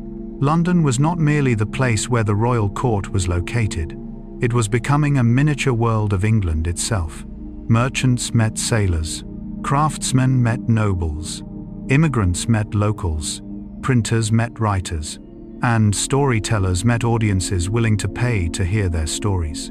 This mixture created something that no law could easily control, a new urban culture. If we look at London through the lens of Carl Gustav Jung, we might say that the city itself resembled a collective mind. Every person brought a story. Every community brought a memory. Every profession brought its own way of seeing the world. And when all of these people lived together in such a crowded space, ideas began to collide. And from those collisions, new things were born. One of the most important figures in the life of London was the River Thames. Today, we often look at the Thames as one of London's beautiful landmarks. But for Tudor Londoners, the river was first and foremost a road, a transportation route, a way to move people and goods, an essential part of the city's daily life. Boats were constantly moving. Goods entered the city. People traveled between different parts of London. Things that were difficult to transport by land could be carried along the water. The Thames was therefore like a bloodstream flowing through London. And where that river was crossed, stood a famous structure, London Bridge. During the Tudor period, London Bridge was more than a bridge. It was almost an entire neighborhood built above the river. Houses and shops lined the bridge. Pedestrians crowded between the storefronts. Merchants sold their goods. Carts and cargo struggled to make their way across. The bridge connected the two sides of the river, while also becoming a busy economic center. And because London Bridge was a major route between the City of London and Southwark, it became one of the most important transportation points in the city. Imagine walking across it one morning. The smell of food, the smell of wood, the smell of river water, voices calling to one another, the sound of goods being carried, the cries of merchants inviting customers, and below, the Thames flowing slowly onward. A city in motion. But London was not only exchanging goods, it was also exchanging ideas. And one of the most important centers of this world of ideas was St. Paul's Churchyard. The area surrounding St. Paul's Cathedral became an important center of printing and bookselling. Printers and booksellers gathered there, turning the area into one of the most important centers of London's literary culture. One fascinating example was the printer John Woolf. During the 1580s, his printing shop was located just southeast of St. Paul's Churchyard. Think about what that meant. An idea written on paper could be reproduced. A printed book could travel from London to other cities. A poem could be read by people who had never met its author. And a story could outlive the person who created it. That was the extraordinary power of print. It allowed memory to escape the mind of a single individual.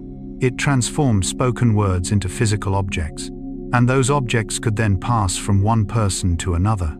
From a Jungian perspective, this represented a profound transformation. Human beings have always lived through stories. We tell stories to understand ourselves, to explain the world, to pass experience from one generation to another. But when a story is printed in a book, it can leave the mind of one person and become part of the collective memory. And Tudor London was becoming one of the places where that memory was being created at an unprecedented pace. Printers worked, booksellers exchanged works, poets wrote. Readers searched for new stories. And then, another form of storytelling emerged. Not on the printed page, but on the stage, the theatre. Public theatres flourished in London during the late 16th century, but the authorities of the City of London did not always welcome them. City officials worried about public disorder, morality, and even the spread of disease. Commercial theatres faced restrictions within the city itself, and because of this, many theatres moved toward areas outside the direct control of the City of London. One of the most important of these places was Southwark, south of the River Thames. Southwark lay outside the city's boundaries, and so activities that were more strictly controlled within the city could develop there more freely.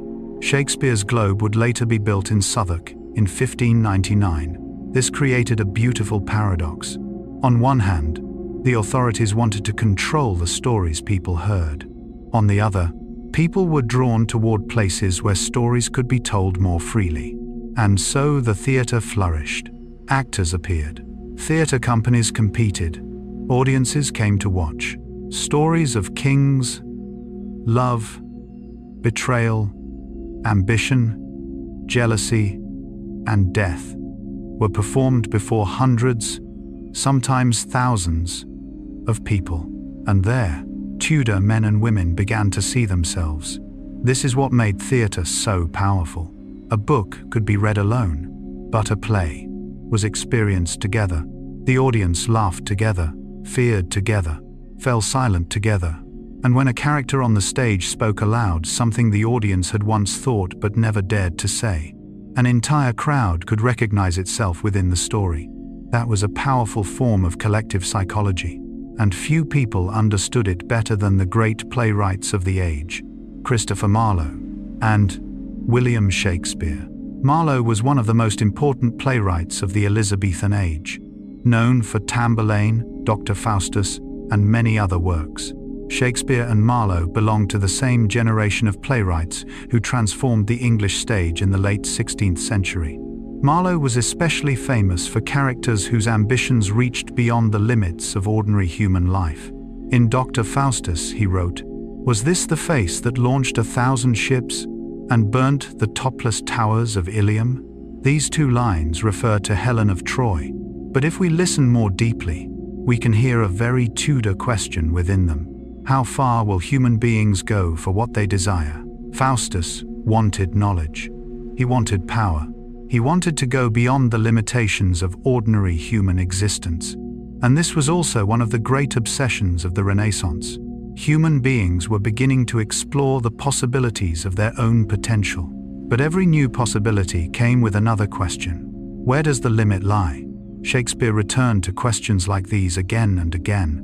In As You Like It, Jacques says, "All the world's a stage," and continues by describing human life as a series of roles that each person takes on in turn. If we hear those words through the ears of someone living in Tudor London, they almost become a perfect description of the city itself. Because London really was a stage. Nobles, merchants, shopkeepers, actors, printers, begging people, sailors, queens, all appeared upon the same stage. Each person had a role. Each person wore a social mask, and sometimes no one could completely know who was standing behind that mask. This is where Jung's idea of the persona becomes especially relevant. The persona is the image we present to the world. A person might be a merchant in front of customers, a father within his family, a servant before a nobleman, a friend inside a tavern. But behind all of those roles, there is a human being far more complicated. Elizabethan theatre transformed that very idea into art. An actor could walk onto the stage and become a king. Then, a few hours later, return to being an ordinary person. But during those brief hours, the audience believed in the role. That was the power of art. It could make people believe in a persona, and sometimes, it could make them recognize their own persona. Shakespeare understood this especially well. He wrote about people who wanted to become someone else, people who concealed their identities, people who pretended, people who were misunderstood, people who lived somewhere between who they were. and who they wanted others to believe they were. Perhaps that is why his works have survived. Not because Tudor people were exactly like us, but because the human beings inside them were remarkably similar to the human beings inside us. They loved, they became jealous, they were afraid, they were ambitious, they regretted, they searched for meaning, and they also asked themselves who they really were. The remarkable thing is that these questions were not limited to palaces. They could be heard inside a crowded theatre. A merchant might listen to a story about a king and think about his own life. A young person might hear a story about love and recognize their own fears. An older person might hear a story about aging and look back upon their own life. That is how culture works. It takes private experiences and transforms them into shared stories. London, therefore, was not only growing in population, it was growing in consciousness. Different people were meeting, different ideas were colliding, new stories were appearing, books were being printed, plays were being performed, and a new urban culture was beginning to take shape. But the city also had a darker side. London was crowded, overwhelming. Disease was a constant threat. Poverty existed beside extraordinary wealth. Crime existed beside commerce. And the areas where theatres flourished were also close to activities that authorities and moralists considered questionable. Bankside, where major theatres developed, was also known for bear baiting, inns, gambling, and other forms of entertainment. This was the shadow of London, a city with light, but also darkness, a place that gave birth to great art, but was also filled with disease and instability, a place where wealthy people lived in luxury, while the poor struggled to survive from one day to the next. And perhaps that contrast was exactly what gave the city its extraordinary energy, because when opposites exist side by side, art has more to say. Shakespeare did not need to imagine a world completely foreign to him. He only had to look around London, at people who were falling in love, people fighting for power, people searching for money, people trying to hide secrets, people living at the edges of society, and all of them became material for the stage. But theatre did not merely change the way English people entertained themselves, it changed the way they thought about themselves. A play could make ordinary people question power, the king, morality, love, death, loyalty, and sometimes their own identity.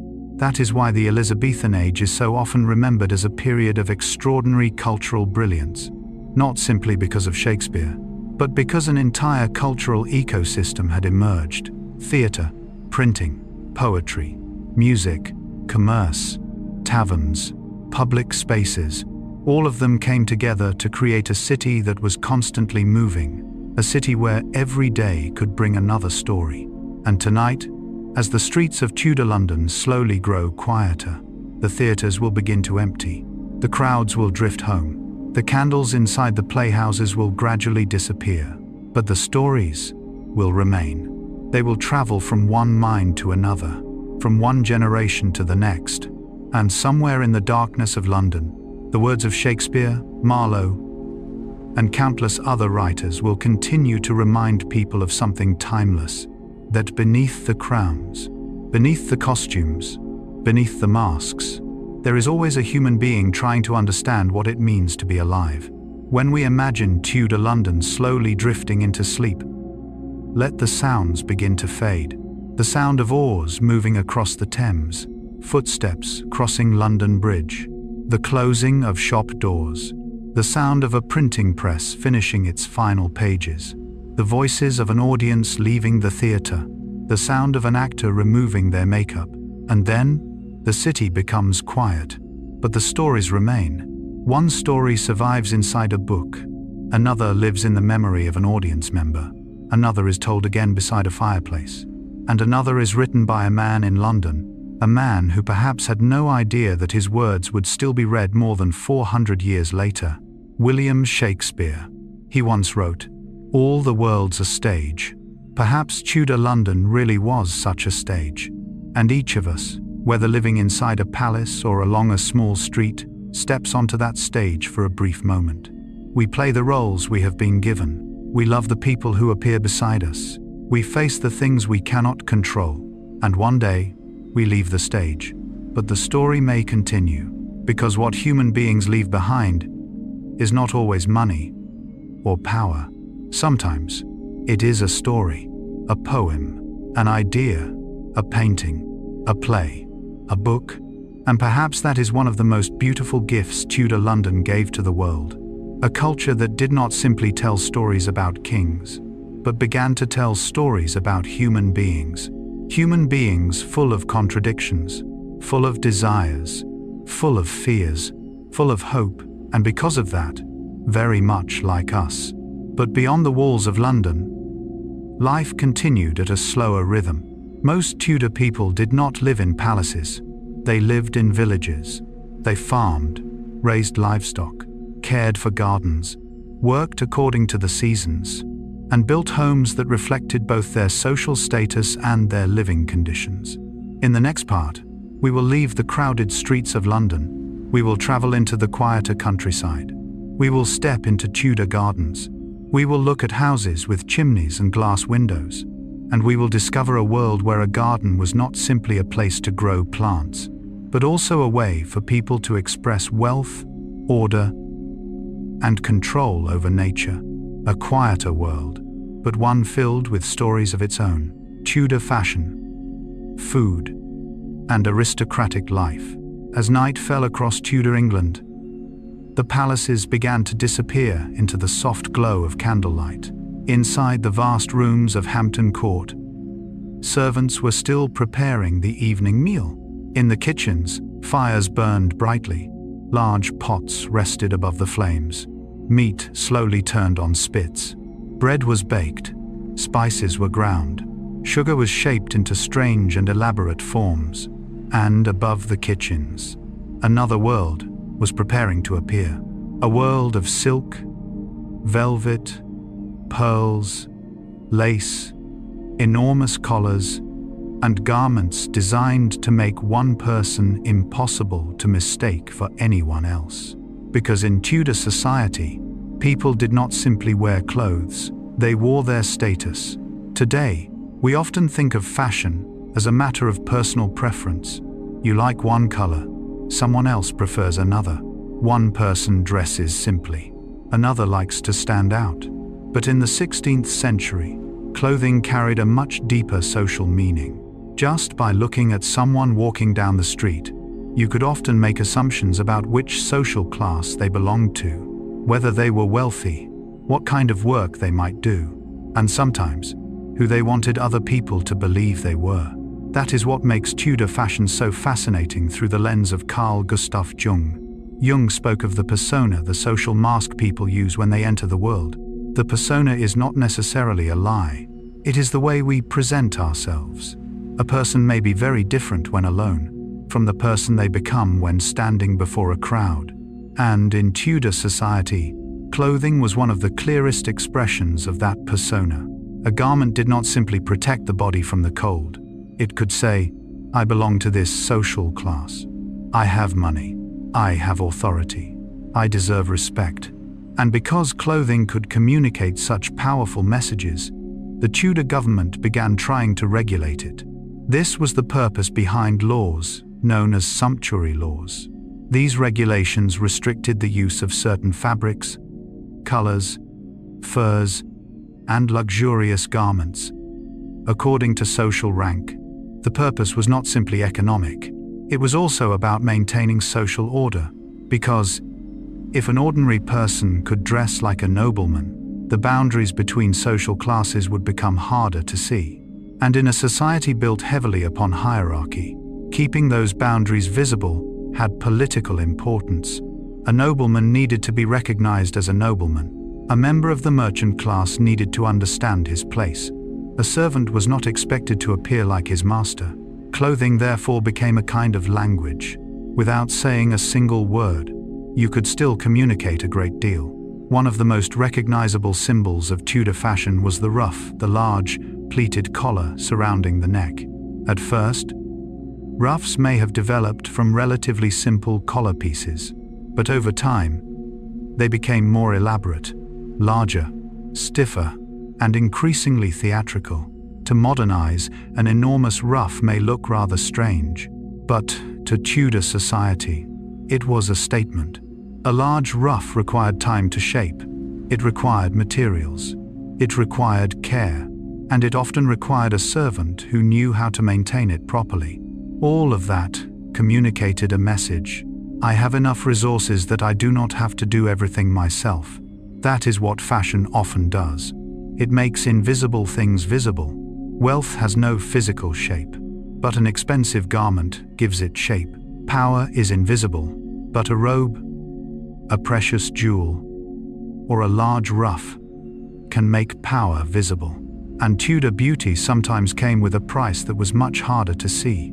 In European society at the time, pale skin was often associated with higher social status because outdoor laborers were more likely to have tanned skin. As a result, skin-lightening products were used.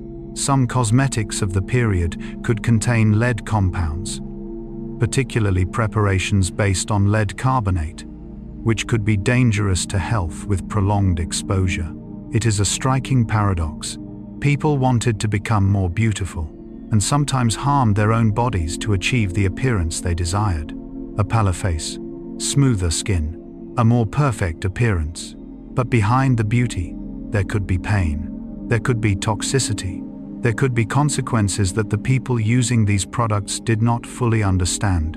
And this reminds us of something deeply human. Sometimes we are willing to suffer in order to become the version of ourselves that society considers worthy of admiration.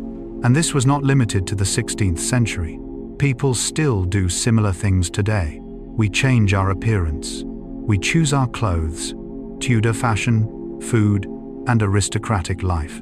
As night falls over Tudor England, the palaces begin to disappear into the gentle glow of candlelight. Inside the grand rooms of Hampton Court, servants are still preparing the evening meal. In the kitchens, the fires burn brightly. Large pots rest over the flames.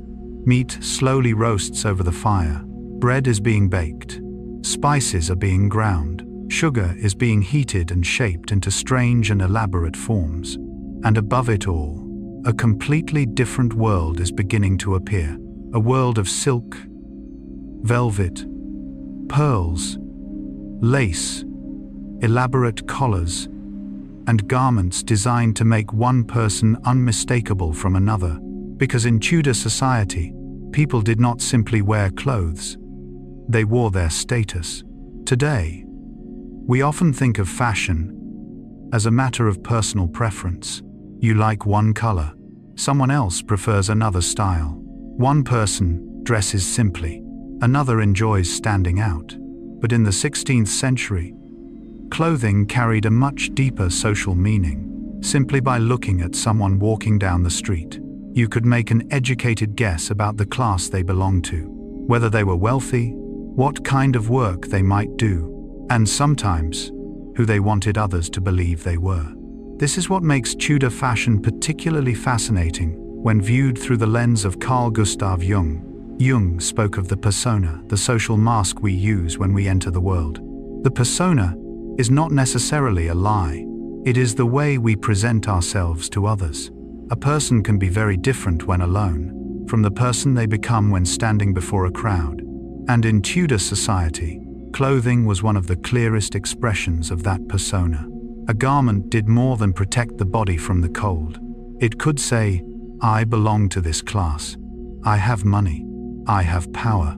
I deserve respect. And because clothing could communicate such powerful messages, the Tudor authorities began attempting to regulate it. This was the origin of what became known as sumptuary laws. These regulations sought to control the use of certain fabrics, colors, furs, and luxurious garments according to social rank. The goal was not simply to encourage modest spending. It was also connected to maintaining the existing social order, because if an ordinary person could dress like a noble, the boundaries between social classes would become harder to see. And in a society built heavily around hierarchy, keeping those boundaries visible had political importance. A noble person needed to be recognized as a noble. A member of the merchant class was expected to understand their social position. A servant was not supposed to appear like their master. Clothing therefore became a kind of language. Without saying a single word, you could still say a great deal. One of the most recognizable symbols of Tudor fashion was the ruff, the large, pleated collar that surrounded the neck. At first, the ruff may have developed from relatively simple collar pieces, but over time, it became more elaborate, larger, stiffer, and increasingly theatrical. To a modern person, a large ruff may look rather strange, but to a Tudor, it was a statement. A large collar required time to shape. It required materials. It required care. It might even require a servant who knew how to maintain it properly. And all of these things communicated a message. I have enough resources that I do not need to do everything myself. That is one of the things fashion often does. It transforms invisible qualities into visible ones. Wealth has no physical shape, but expensive clothing gives it a shape. Power is invisible, but a magnificent robe, a precious jewel, or an elaborate ruff can make power visible. And Tudor beauty sometimes came with a price that was much harder to see. In European society at the time, pale skin was often associated with higher social status, because outdoor laborers were more likely to have tanned skin. As a result, skin whitening products were used. Some cosmetics of the period could contain lead compounds, particularly preparations based on lead carbonate, which could be dangerous with prolonged exposure. It is a paradox worth considering. People wanted to become more beautiful, and sometimes harmed their own bodies in order to achieve the image they believed was desirable. A paler face, smoother skin, a more perfect appearance. But behind the beauty, there could be pain, there could be toxicity, there could be consequences that the people using these products did not fully understand. And this reminds us of something deeply human. Sometimes we are willing to suffer in order to become the version of ourselves that society considers worthy of admiration. And this is not something that existed only in the 16th century. People today still do similar things. We change our appearance, choose our clothes, edit our photographs, search for beauty standards. Perhaps the tools have changed, but the deeper need remains similar.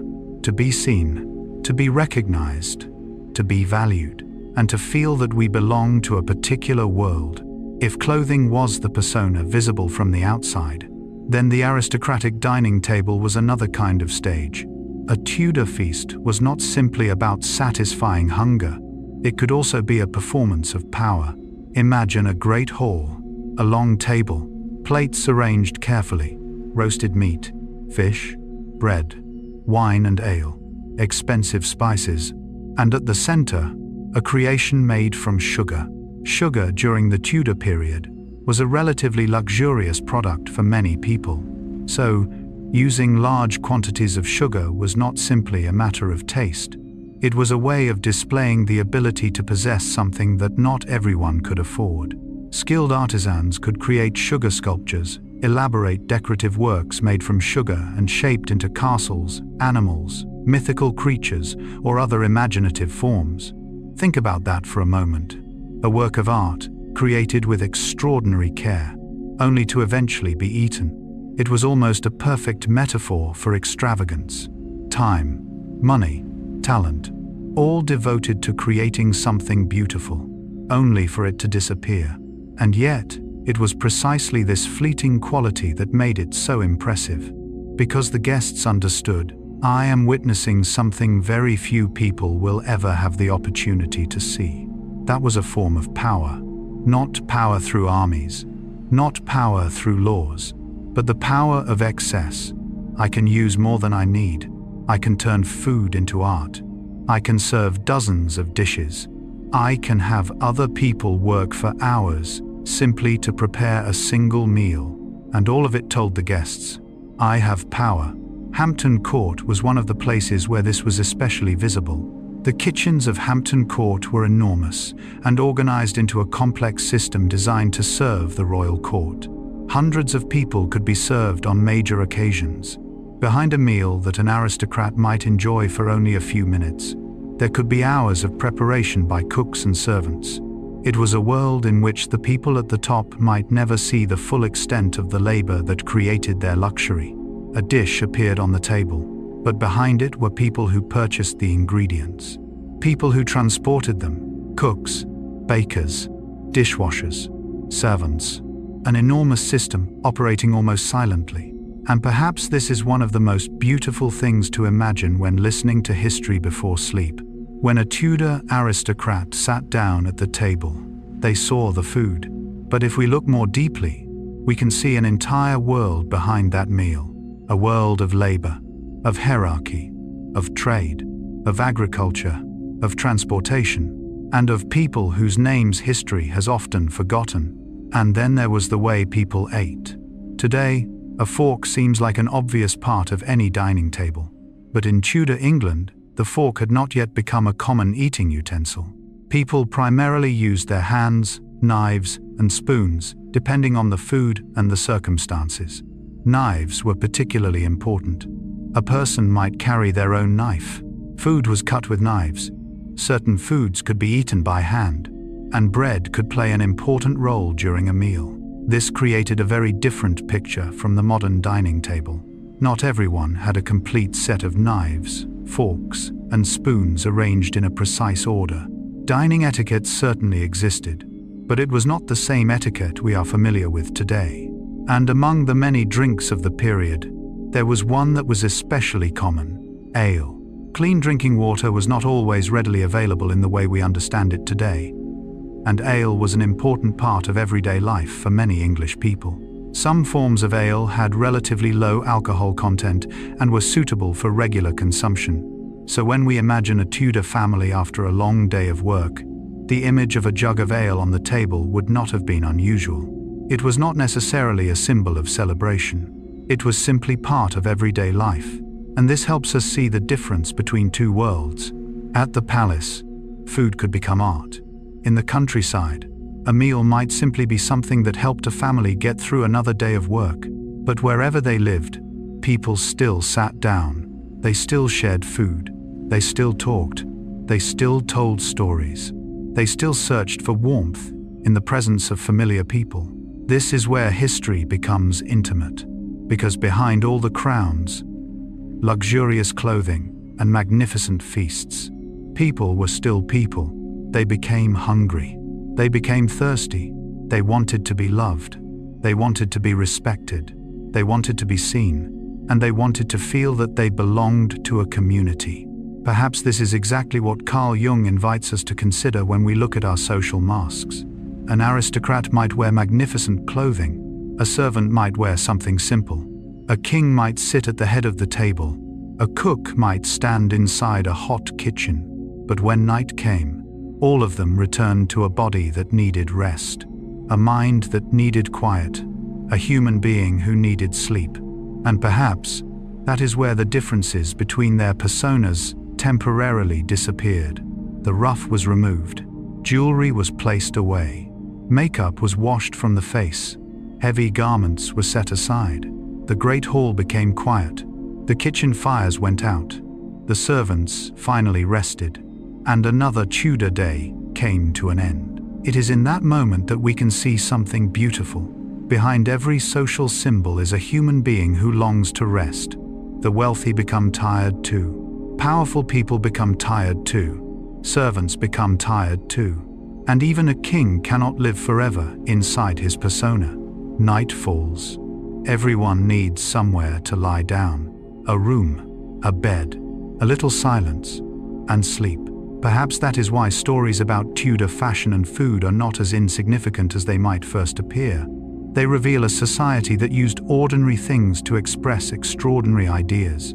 A garment spoke of power. A collar spoke of status. Cosmetics spoke of standards of beauty. A feast spoke of wealth. A sugar sculpture spoke of abundance. A knife spoke of habit. A cup of ale spoke of everyday life. And a vast kitchen revealed the entire social system standing behind luxury. But when the final candle goes out, those things no longer matter. No one needs a ruff while sleeping. No one needs a crown. No one needs an extravagant feast. No one needs to prove that they are wealthy. No one needs to prove that they are important. All that is needed is silence, steady breathing, a body that is finally allowed to rest. And perhaps that is when the persona is set down. For a few brief hours of sleep, we are no longer our titles, no longer our professions, no longer our social status, no longer the image the world sees. We are simply human beings at rest. And in that silence, perhaps we can recognize something that Tudor people also understood, even though they did not describe it in modern psychological terms. Life on the outside can be built upon status and symbols, but inner peace cannot be bought with gold or silver. Tonight, let Hampton Court slowly disappear into darkness. The enormous kitchens have gone quiet. The plates have been cleared away. The roughs have been removed. The jewels have been placed inside their boxes. London is becoming quieter. But beyond the palaces, most Tudor people are still living a completely different kind of life. They work the land. They wait for the harvest. They care for their families. They watch the sky to predict the weather. They grow plants. They raise livestock. And they try to create a small space they can call home. In the next part, we will leave the magnificent halls of the aristocracy. We will pass through garden gates, enter Tudor homes. Look at geometric gardens, knot gardens, medicinal herbs, and fruit trees, and discover the lives of people whose names history has mostly forgotten. The people who built Tudor England from their small pieces of land. A slower world. A world closer to the earth, closer to the rhythm of the seasons, and perhaps closer to the natural rhythm of human life. Homes, gardens, and rural life. As the lights in the great Tudor halls gradually fade, as the banquet tables are cleared and luxurious garments are placed away in cupboards, another England quietly continues beyond the palace walls. It is the England of fields, of dirt roads, of small houses scattered across the countryside, of livestock in the barns, the smell of earth after rain, and hands hardened by seasonal labor. Most Tudor people did not live in palaces. They lived in the countryside, and their lives depended heavily on land, weather, and harvests. A good harvest could bring a sense of security. A failed harvest could force an entire family to face hardship. So if the Tudor palace tells the story of power, then houses and fields tell the story of survival. And if we look through the lens of Carl Gustav Jung, the spaces in which people live can also be understood as reflections of the human psyche. A home is not simply a shelter from rain and cold. It is a place where people feel they belong, a place where memories are kept, a place where a child grows up, where a family gathers, and where stories are passed from one generation to the next. In Tudor society, even the house itself could reveal a great deal about the people who lived inside it. One of the most visible signs of wealth was the chimney.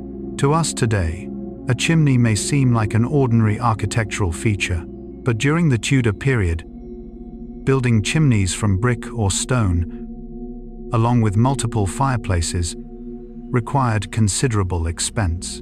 A house with several rooms containing fireplaces did more than provide warmth. It showed that its owner had enough resources to build and maintain a substantial property. Similarly, window glass was once relatively expensive. Large glazed windows could therefore become a visible sign of wealth. Imagine a Tudor country house on a winter morning. Outside, there is fog. Wind moves across the fields. But inside, pale light passes through the glass panes and falls across the floor. A family wealthy enough to install several glazed windows possessed something that many others could not easily afford: natural light, comfort, and a greater sense of privacy and stability. Architecture, therefore, became another form of persona. Just like clothing, it told others, "This is who I am. This is the social class I belong to. This is what I can afford." But if we step outside the house, we enter another world. The Tudor garden. Gardens during this period were not simply decorative. They could provide vegetables, fruit, and medicinal herbs. But among wealthy families, gardens also became spaces of art. Paths were deliberately designed, plants were carefully trimmed, planting areas were arranged according to geometric patterns, and among the most distinctive features was the knot garden. Imagine low-growing plants arranged in interwoven patterns, resembling the threads of a knot. Nothing grows entirely at random. Every line has its place. Every space is carefully considered. Nature is brought into an order created by human hands. And this can be read as a beautiful symbol. Human beings look at nature vast, chaotic, and impossible to control completely. And then they create a garden, a small space where they can arrange the world according to their own design. From a Jungian perspective, this can be understood as an image of the psychological need to create order within chaos. Life is always filled with things we cannot control: weather, illness, death, harvests, war, political upheaval. But inside a garden, human beings can create straight lines, squares, and patterns of symmetry, circles, balanced patterns. They could trim a bush into whatever shape they desired. They could plant a medicinal herb exactly where they wanted it. They could care for an apple tree through season after season. The garden became a small world where human beings could say, "Here, we can create order." Perhaps that is why Tudor geometric gardens were beautiful for more than their appearance. They also reflected a deeply human desire, the desire to transform a chaotic world into a place filled with meaning. But beyond those carefully tended gardens, there were vast fields that human beings could never completely control. And that was where most Tudor people actually lived. Agriculture was the foundation of everyday life. Spring brought hope. Summer brought long days of labor. Autumn was the season of harvest. And winter could become a season of anxiety. A family dependent on the harvest could not think only about today. They had to think about next month, the next season, the next year. A good harvest could provide food and income. A poor harvest could make everything difficult. Because of this, Tudor farmers lived very close to rhythms that modern people sometimes forget. They watched the sky, observed the clouds, felt the soil, followed the seasons. They knew when to sow. They knew when to harvest. Their lives were connected to time in a very direct way. But the very land that gave them life also became the source of deep social conflicts. This was the problem of enclosure. Through enclosure, some areas of land that had previously been used communally were gradually fenced off and converted to private use, or reorganized in ways that often benefited landowners. For those with substantial landholdings, enclosure could bring greater economic efficiency. But for many rural people, common land was not an abstract concept. It was part of everyday life. It could be where they grazed their animals, where they gathered firewood, where they found additional food, where a poor family could survive when its own resources were insufficient. So when a fence was built, it did more than divide a piece of land. It could divide an entire community. Imagine someone who had walked across the same field for years. Then one day, there was a fence. A familiar path disappeared. Land that had once been shared was no longer accessible. For the landowner, it might have been a lawful change in land use. But for the poor, it could feel like a door had suddenly been locked. And as more and more of those doors appeared, resentment began to accumulate. Once again, we can see the shadow of society. A society may tell itself a story about progress, order, and prosperity.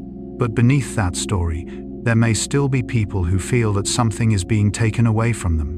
When that shadow is not heard, it may eventually find another way to emerge. In 1549, during the reign of Edward VI, Kett's Rebellion broke out in Norfolk. The rebellion reflected several grievances among rural communities, including concerns about enclosure and conflicts over land use. The participants gathered around specific demands and attempted to bring their grievances before the authorities. But the rebellion was eventually suppressed. The peasants could not transform the entire structure of power. Yet history is not measured only by who wins. Sometimes, a failed rebellion can tell us a great deal. It can show us where a society is hurting. It can show us what ordinary people fear. And it can reveal how wide the gap can become between the policies of those in power and the everyday lives of ordinary people. Kett's rebellion, therefore, was not simply a political event. It was a story about the relationship between people and land, a relationship far deeper than legal ownership on paper. Because land does not merely provide food, it provides a sense of belonging. A person might say, "This is where my family has lived. This is where we graze our animals. This is where we work. This is where we know every path." When the land changes hands, memories are disturbed as well. And perhaps this is one reason changes to land can provoke such powerful emotions. People are not protecting property alone. They are protecting a part of their identity. If Jung helps us look more deeply into this, perhaps we can understand that a house, a garden, or a piece of land can sometimes become an outward symbol of an inner world. The house represents the place where we belong. The garden represents the place where we create order. The field represents life. And a fence may represent a boundary between ours and theirs, between community and individual, between tradition and change, between what people once knew and a new world taking shape. Tonight, as you listen to this story, try to imagine a Tudor village at sunset. Farmers returning home after a long day, smoke rising from the rooftops, a few animals being led back into their stalls. In a small garden, medicinal herbs still carrying their fragrance through the evening air. Farther away, fields that have just been harvested. A knot garden in the estate of a wealthy family still holding its perfect geometric patterns. But beyond it, there are people looking at newly built fences, and they are wondering, tomorrow, will we still be allowed to use this land? Two worlds exist side by side. One world wants to control nature. Another simply wants to live alongside it. One world sees land as property. Another sees land as a livelihood. And between these two worlds are human beings trying to find somewhere they belong. Perhaps this is also a question each of us can carry into sleep. Where is home, truly? Is it the room where we sleep? A house? A city? A piece of land? Or is it a feeling of peace within? Tudor people may not have had the comfortable homes we have today, but they understood very clearly the value of a roof when winter arrived. They understood the value of a garden when medicinal herbs were needed. They understood the value of fertile land when the harvest was good. And they understood the fear of losing a familiar source of survival. These things make their lives, even though they existed hundreds of years ago, strangely familiar to us. Because modern people may live among towering buildings, yet we still search for somewhere we can call home. Perhaps we no longer grow our own grain, but we still worry about the future. Perhaps we no longer depend directly on the weather, but we still fear the things we cannot control. And perhaps we no longer build fences around common land, but inside our minds, we still create boundaries. Between ourselves and others, between the past and the present, between the person we want to become and the person we are. When night falls, those boundaries can temporarily disappear as well. No more aristocrats, no more farmers, no more landowners, no more laborers, only human beings resting after a long day. And perhaps that is one of the most beautiful things a bedtime history story can remind us. Behind the great changes of history, there are always small human lives. Behind a law, there is a family. Behind a fence, there is a piece of land. Behind a house, there are human beings. And behind all those human beings, there is the same ancient need to feel safe, to belong, to call somewhere home. But Tudor England was not changing only through land and rural life. Another transformation was taking place inside the minds of its people. New schools, new humanist ideas, classical books, methods of healing based on theories that had existed for thousands of years, women working as midwives, physicians observing the human body, and a world in which people still did not fully understand the causes of many diseases.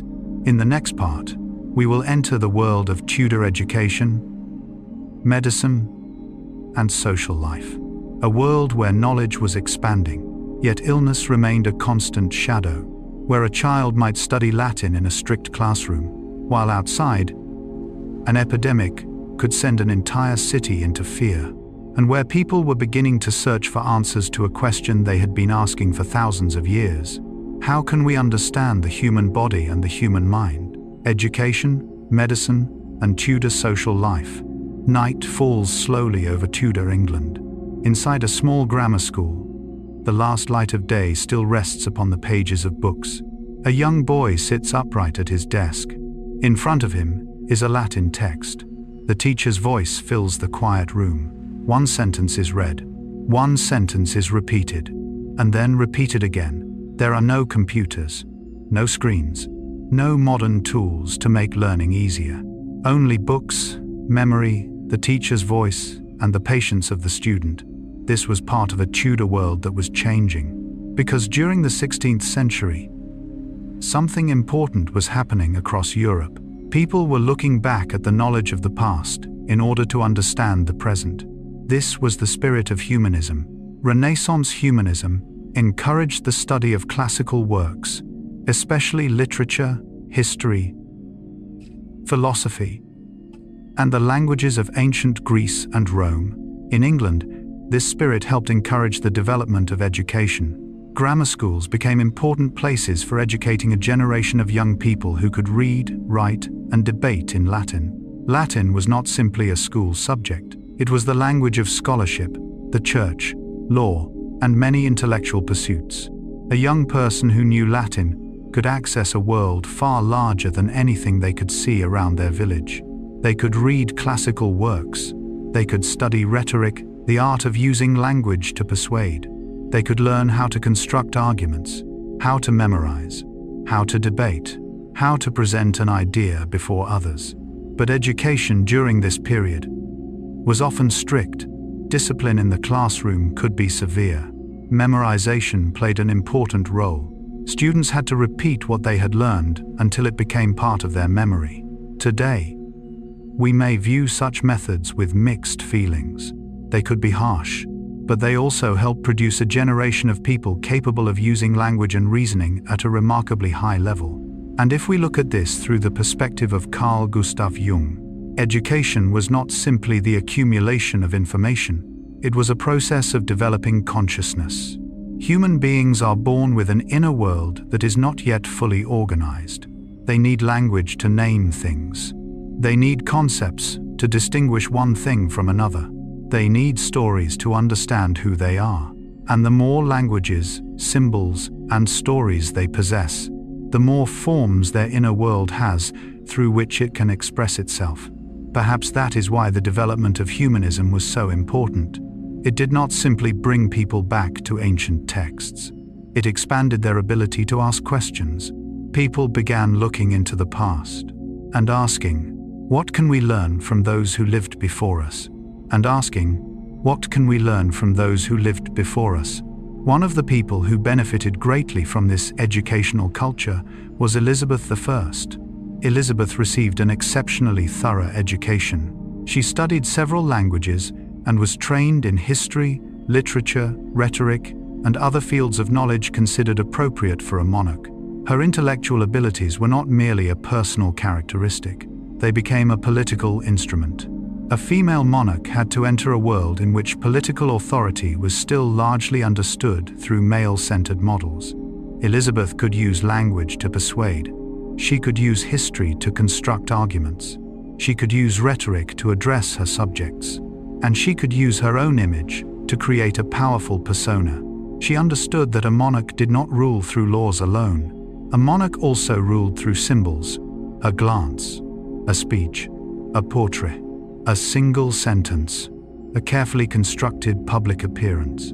All of these could become part of political power. But while the human mind was expanding, the human body remained a mystery.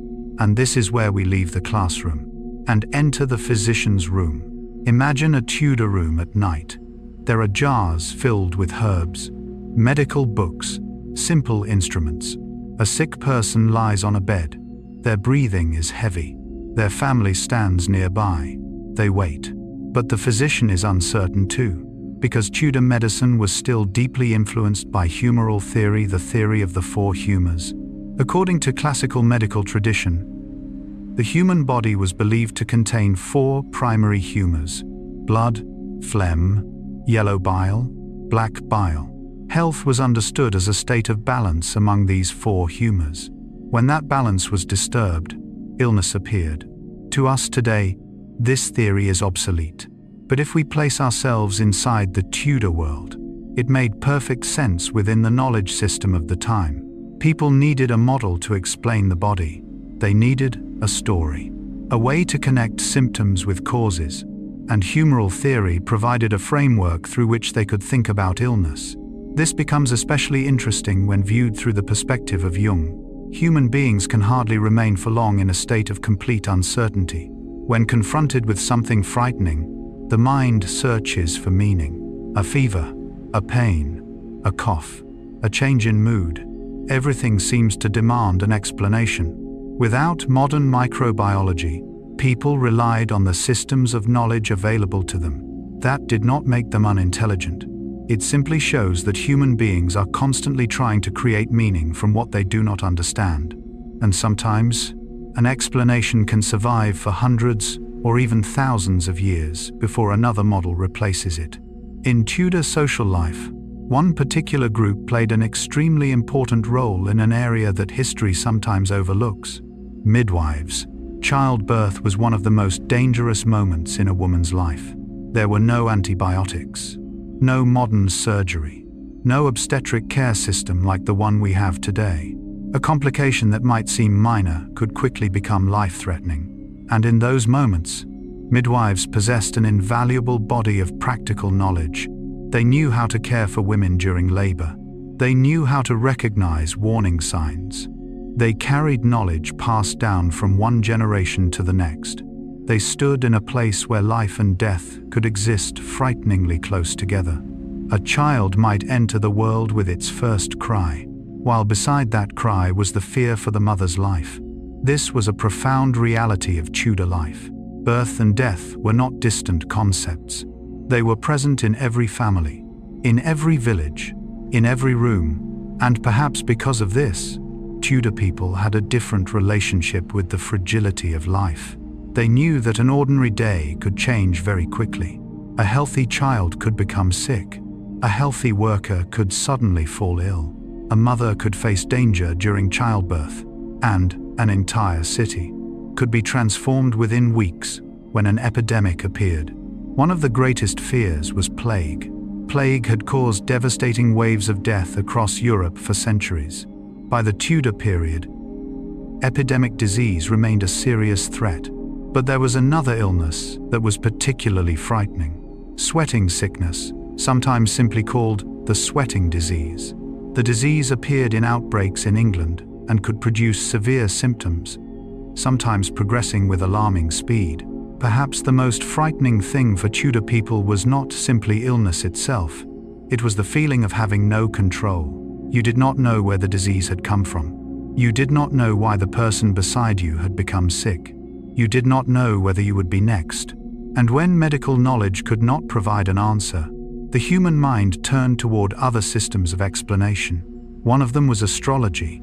Today, we clearly distinguish astronomy from astrology. But in the Tudor world, those intellectual boundaries were not understood in quite the same way. Many people believed that celestial bodies could be connected to health, personality, destiny, and events on Earth. A person might look up at the sky and wonder, what are the stars saying about my future? To us, the question may sound unfamiliar, but try placing yourself in the position of someone living in the 16th century. If you had no microscope, no blood tests, no imaging machines, no modern healthcare system, no reliable way to predict the weather or the spread of disease, then the sky might have become one of the greatest things you could observe. The planets moved, the seasons changed, the moon transformed, the stars appeared and disappeared according to their cycles. All of it created the impression that the universe was operating according to some kind of order. And if the universe had order, perhaps human life had an order too. That is a deeply human psychological need. People want to believe that what happens to them is not completely meaningless.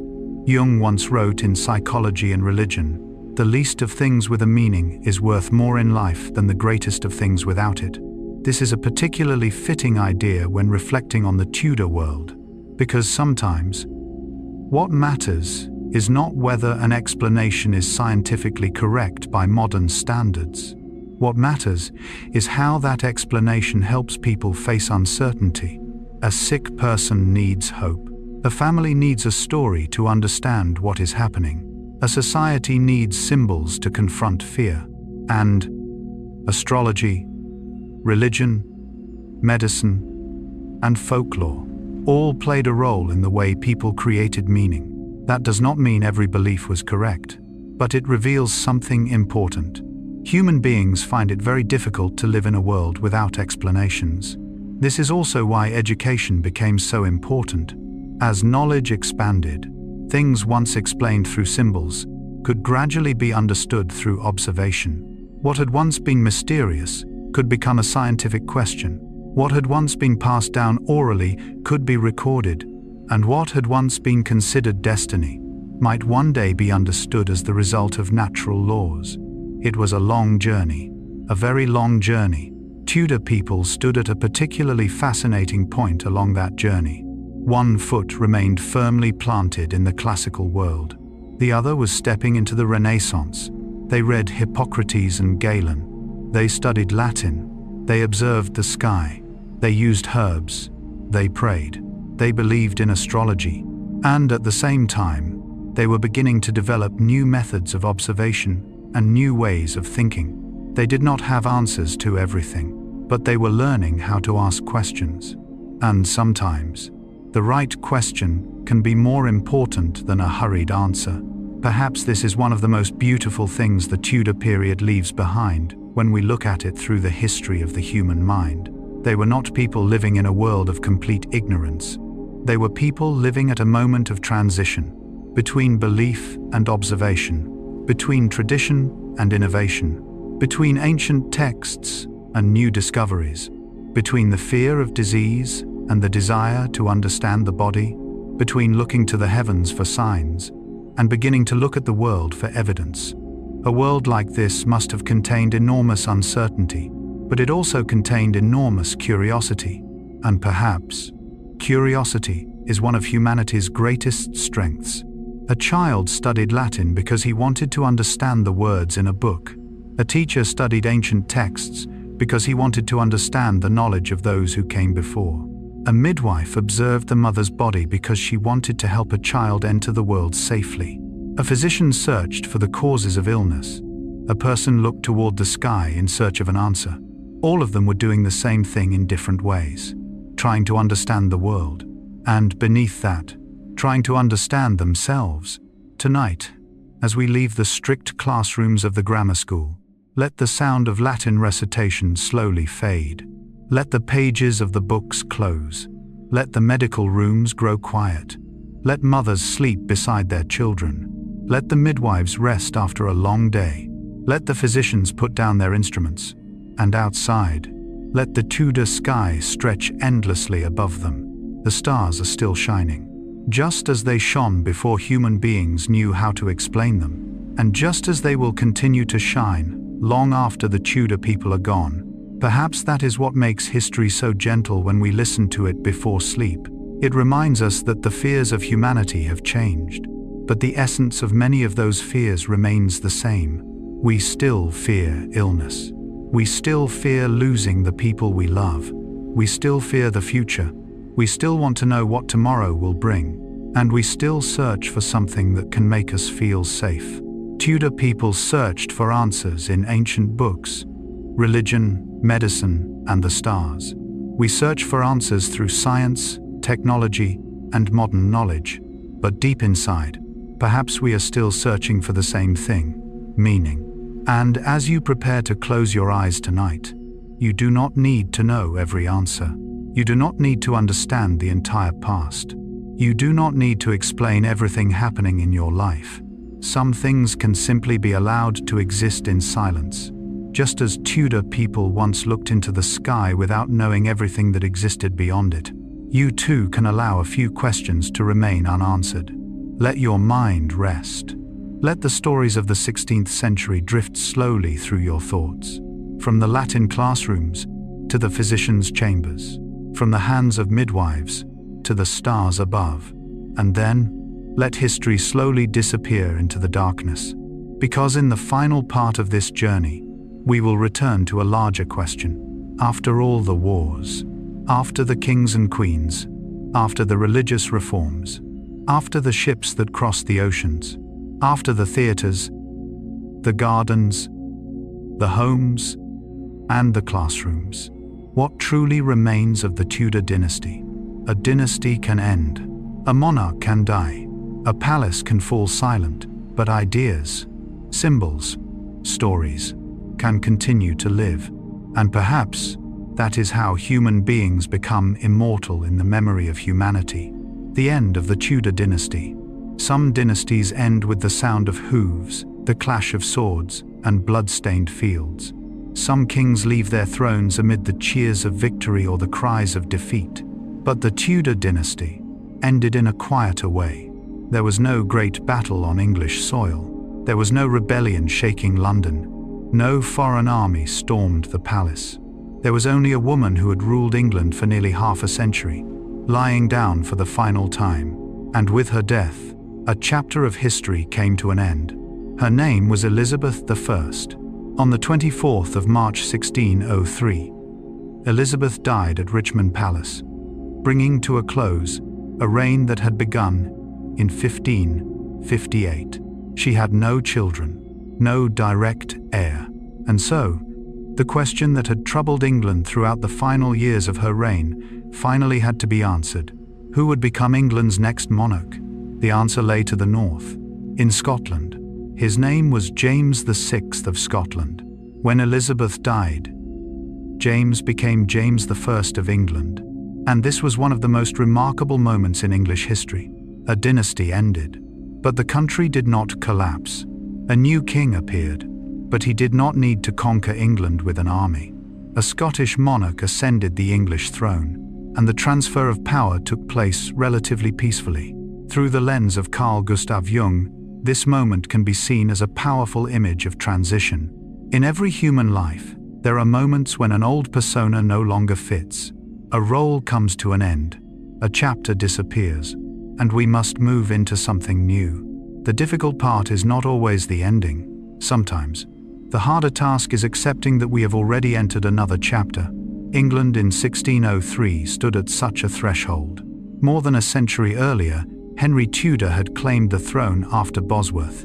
From that moment onward, the Tudor family had created one of the most transformative and turbulent periods in English history. Henry VII consolidated a new dynasty. Henry VIII transformed England's relationship with Rome. Edward VI advanced Protestant reform. Mary I attempted to restore Catholicism. Elizabeth I built an image of powerful and stable monarchy. And now, Elizabeth was gone. The Tudor dynasty had no heir, but everything it had created remained. That is the deeper point. A person can disappear, while the changes they created continue to live. Elizabeth had no children, yet she left behind an England profoundly different from the country she had inherited in 1558. And there is a beautiful paradox here. A queen remembered for never marrying, left behind a political legacy far greater than her private life. Elizabeth deliberately used the image of the Virgin Queen as part of her political persona. She did not belong to one man. She belonged to the kingdom.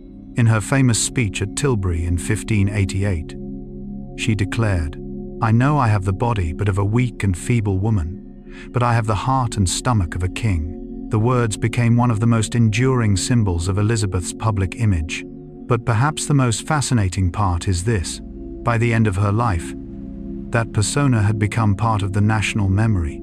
Elizabeth was no longer simply a person, she had become a symbol, and symbols develop lives of their own. They survive in paintings, in literature, in memory, in stories passed from one generation to another, in the way a nation remembers its past. But, eventually, even a symbol must leave the stage.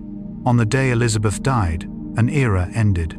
James VI of Scotland succeeded her, but England and Scotland did not immediately become a single country.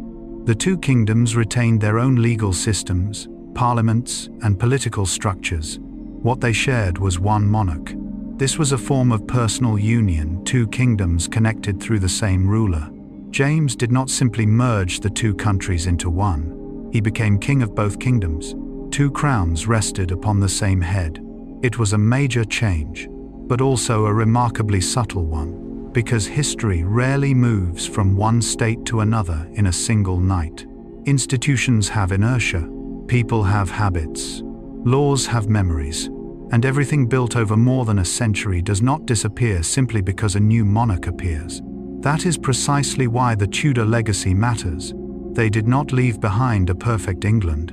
They left behind an England that had been transformed. A stronger monarchy, a more developed administrative state, an established Church of England separated from papal authority in Rome, and a political culture in which the monarch and parliament had developed increasingly complex relationships, an increasingly important navy, a flourishing theatrical culture, and a nation beginning to look beyond its own borders. Remember where we began. The year was 1485. Henry Tudor took the throne after the Battle of Bosworth. His position was far from secure. England had just endured decades of conflict between the Yorkist and Lancastrian factions. The Tudor rose, combining the red rose and the white rose, became a powerful image of reconciliation. A new dynasty was attempting to transform a divided country into a more stable kingdom. More than a century later, Elizabeth died without children. Yet England did not return to civil war. That was a remarkable achievement. A dynasty came to an end without requiring another internal struggle for the throne. Things were not perfect, but the transition of power was relatively peaceful. And sometimes, the peaceful transfer of power is itself a sign of institutional strength, not the strength of one individual, but the strength of a system. A more mature nation can survive even when its leader changes. Perhaps that is one of the deepest lessons from the end of the Tudor era. A strong leader can build power, but a strong institution must be able to survive after the leader is gone. Jung once wrote in The Archetypes and the Collective Unconscious, "The privilege of a lifetime is to become who you truly are." Although this quote was not directly about Tudor history, it offers an interesting way to think about the period. A person must pass through many stages before becoming who they truly are. And perhaps a nation does something similar. Tudor England seemed to undergo a comparable transformation, from an unstable kingdom to a nation with a stronger sense of itself, from a country looking toward Europe to a country beginning to look across the ocean, from a society whose religious authority had long been tied to Rome to a nation with its own established church, from a culture still deeply shaped by the medieval world to a London filled with theatres, printed books, and the works of Shakespeare. It was a transformation. But not everything was good, and not everything happened in a straight line. There was war, there was repression, there was religious coercion. People were executed, rebellions were crushed, communities lost access to land. Colonial ambitions carried the darker side of conquest and greed. History is not a story made entirely of light. Through Jung's concept of the shadow, we can see that every age has its darker side. The Tudor era had the light of artistic achievement, but it also had violence. It saw the expansion of education, but also deep inequality. It saw the strengthening of the state, but also repression. It saw exploration, but also the ambition to possess and control. It produced remarkable female monarchs. Yet women in general continued to live within a society that placed significant restrictions upon them. Seeing the shadow does not diminish the value of an era. On the contrary, it allows us to look at history with greater maturity, without romanticizing it, without denying it, simply observing and trying to understand. Perhaps that is also something we should do with our own lives. Not remember only our successes, but also look at the difficult parts. Not simply feel proud of what we have accomplished, but acknowledge the things we have done wrong, because a person becomes truly mature when they can see both the light and the darkness within themselves. Tudor England was no different, and when the dynasty finally ended, not everything it had created disappeared. The palaces remained, the churches remained, the paintings were preserved, the books continued to be read, Shakespeare's plays continued to be performed. The streets of London still carried traces of the Tudor city. The stories of Henry VIII, Anne Boleyn, Mary I, and Elizabeth I continued to be told. The ships disappeared, but England's maritime ambitions continued. The religious reforms had created a new church. The schools had educated generations shaped by humanist ideas. The printing presses had allowed ideas to travel farther. The theatres had transformed private human experiences into collective memory. And perhaps, that is the true meaning of a dynasty. Not how long it lasted, but how deeply it changed the world around it. More than a century of Tudor rule had passed. Henry VII had become history. Henry VIII had become legend. Edward VI had ruled for only a short time. Mary I left behind a deeply contested memory. Elizabeth became the symbol of an entire age. And then, one morning in 1603, a new king appeared, James I. A new name stood upon the throne. A new chapter began. But imagine Elizabeth during the final days of her life, a woman who had once stood before great threats, who had been doubted, who had faced conspiracies, who had watched the Spanish Armada approach the shores of England, who had witnessed London transform, who had heard the sermons of preachers, who had watched ships disappear beyond the horizon, who had lived through nearly half a century of history. And now, everything became quiet. Perhaps this is the most beautiful image with which to end the Tudor story. Not a battle, not an execution, not a rebellion, but a quiet room, an aging woman, a dynasty that had passed. And beyond the window, England continued to live. Farmers continued to work. Ships continued to sail. Printers continued to produce books. Actors continued to walk onto the stage.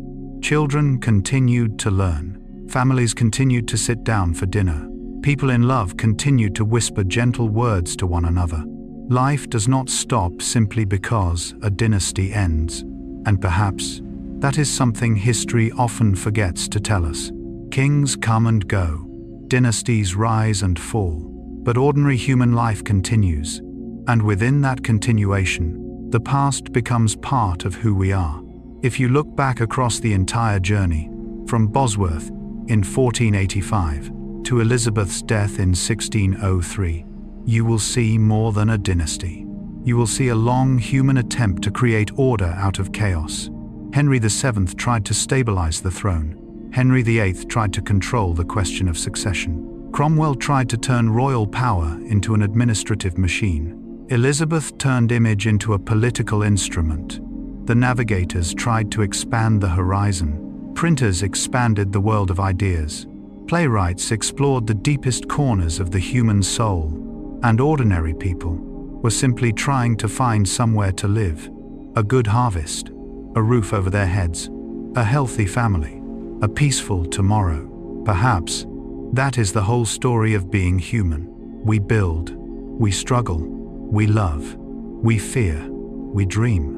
We try to control the future, and eventually, we have to learn how to let go. The Tudor dynasty did it. Elizabeth did it. And now, you can do it with today.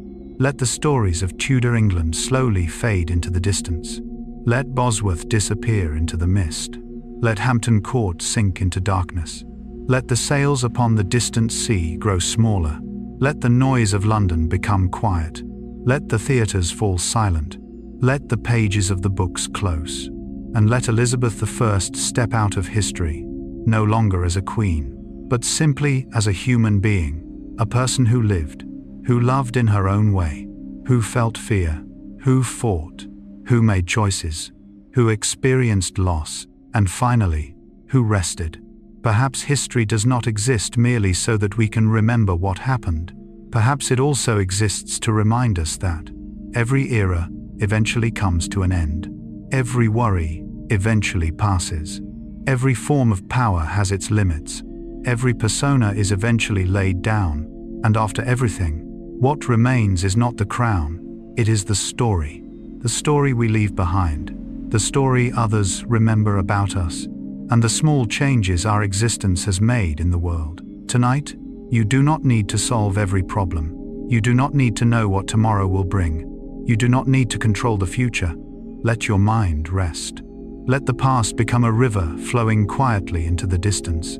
And if you wish, imagine yourself standing beside the Thames on a quiet night in 1603. Moonlight shimmers across the water. A small boat moves slowly through the darkness. Far away, a few lights still glow across London. An era has just ended, but the river continues to flow. Tomorrow will still arrive, and history will continue.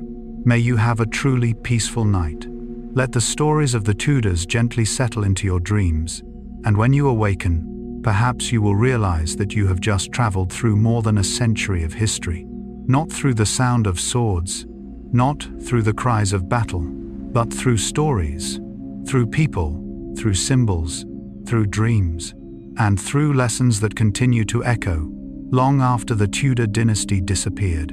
And now, our journey through Tudor England is slowly approaching its final moments. More than a century has passed before us, from the battlefield of Bosworth in 1485, where Henry Tudor claimed the throne, to the magnificent palaces of Henry VIII, from the marital crisis that transformed England's relationship with Rome, to the profound religious upheavals under Edward VI and Mary I, from the years when Elizabeth I stood against conspiracies, threats, and Spanish ships gathering offshore, to the moment she finally died in 1603, bringing an end to a dynasty whose lasting influence she herself could never have fully imagined.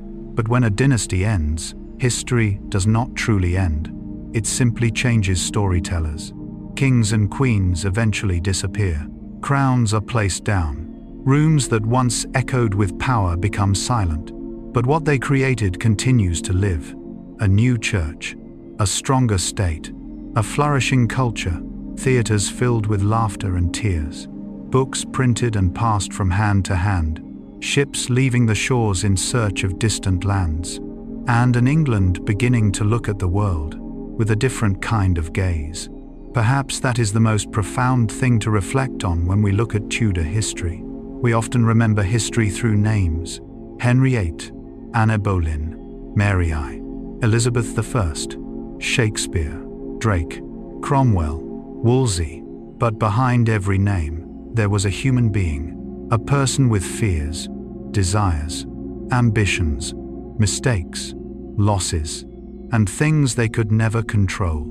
Through the lens of Carl Gustav Jung, perhaps we can see that history is not only a story about what happens outside the human being, it is also a story about what happens within. Henry VIII wanted a son, but behind that desire was a fear of instability and uncertainty surrounding the throne. Elizabeth I never married, but behind the image of the Virgin Queen was a complex political choice, in which her private life and her role as a female monarch became almost impossible to separate.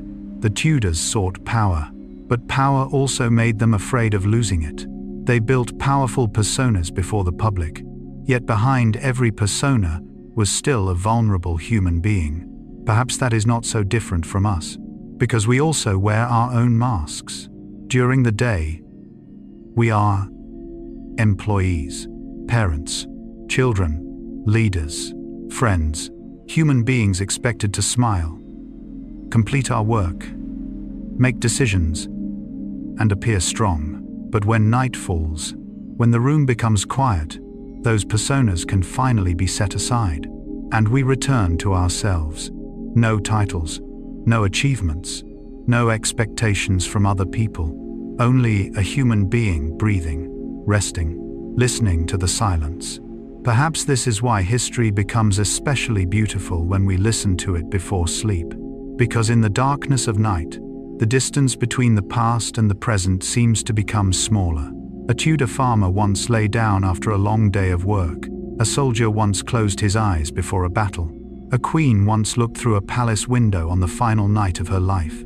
A mother once sang softly to her child. A child once feared the darkness. These people lived hundreds of years ago. But when night came, they needed something just as we do. A little peace, a safe place, a moment of silence, a chance to sleep. And then we realize that history, no matter how distant it may seem, is always connected to the present by an invisible thread. We are not simply looking back into the past. We are seeing ourselves within it. We see our own ambition in kings, our own fears in ordinary people, our longing for freedom in those who rebelled, our need to be loved in the stories of royal families, our curiosity in explorers, and our own vulnerability in people who once stood before illness, war, and death. Perhaps that is why historical stories never truly grow old, because human beings change, but the deepest questions within us remain. Who am I? Where do I belong? How should I live? What should I believe? How much of my life can I actually control? And what will remain after I am gone? The Tudor dynasty once tried to answer these questions through power, religion, war, art, and dreams of the future. But in the end, even they had to face what every one of us must eventually face: time. Elizabeth I could not hold the throne forever. Henry VIII could not remain young forever. Palaces could not preserve the sound of footsteps forever. Ships could not sail the seas forever. And no matter how powerful a dynasty may become, one day it will become a chapter in a history book. And that does not necessarily have to be sad, because it is precisely our limited time that gives life meaning. A day ends so that a new day can begin. One season passes so another can arrive. A dynasty closes so another can take its place. A human being leaves this world, but their story can continue to be told. Perhaps we should look at our own lives in the same way. Not everything has to last forever. Not every mistake has to be fixed in a single night. Not every question needs an answer before we fall asleep. Some things can wait until tomorrow. Some worries can be set down for a few hours.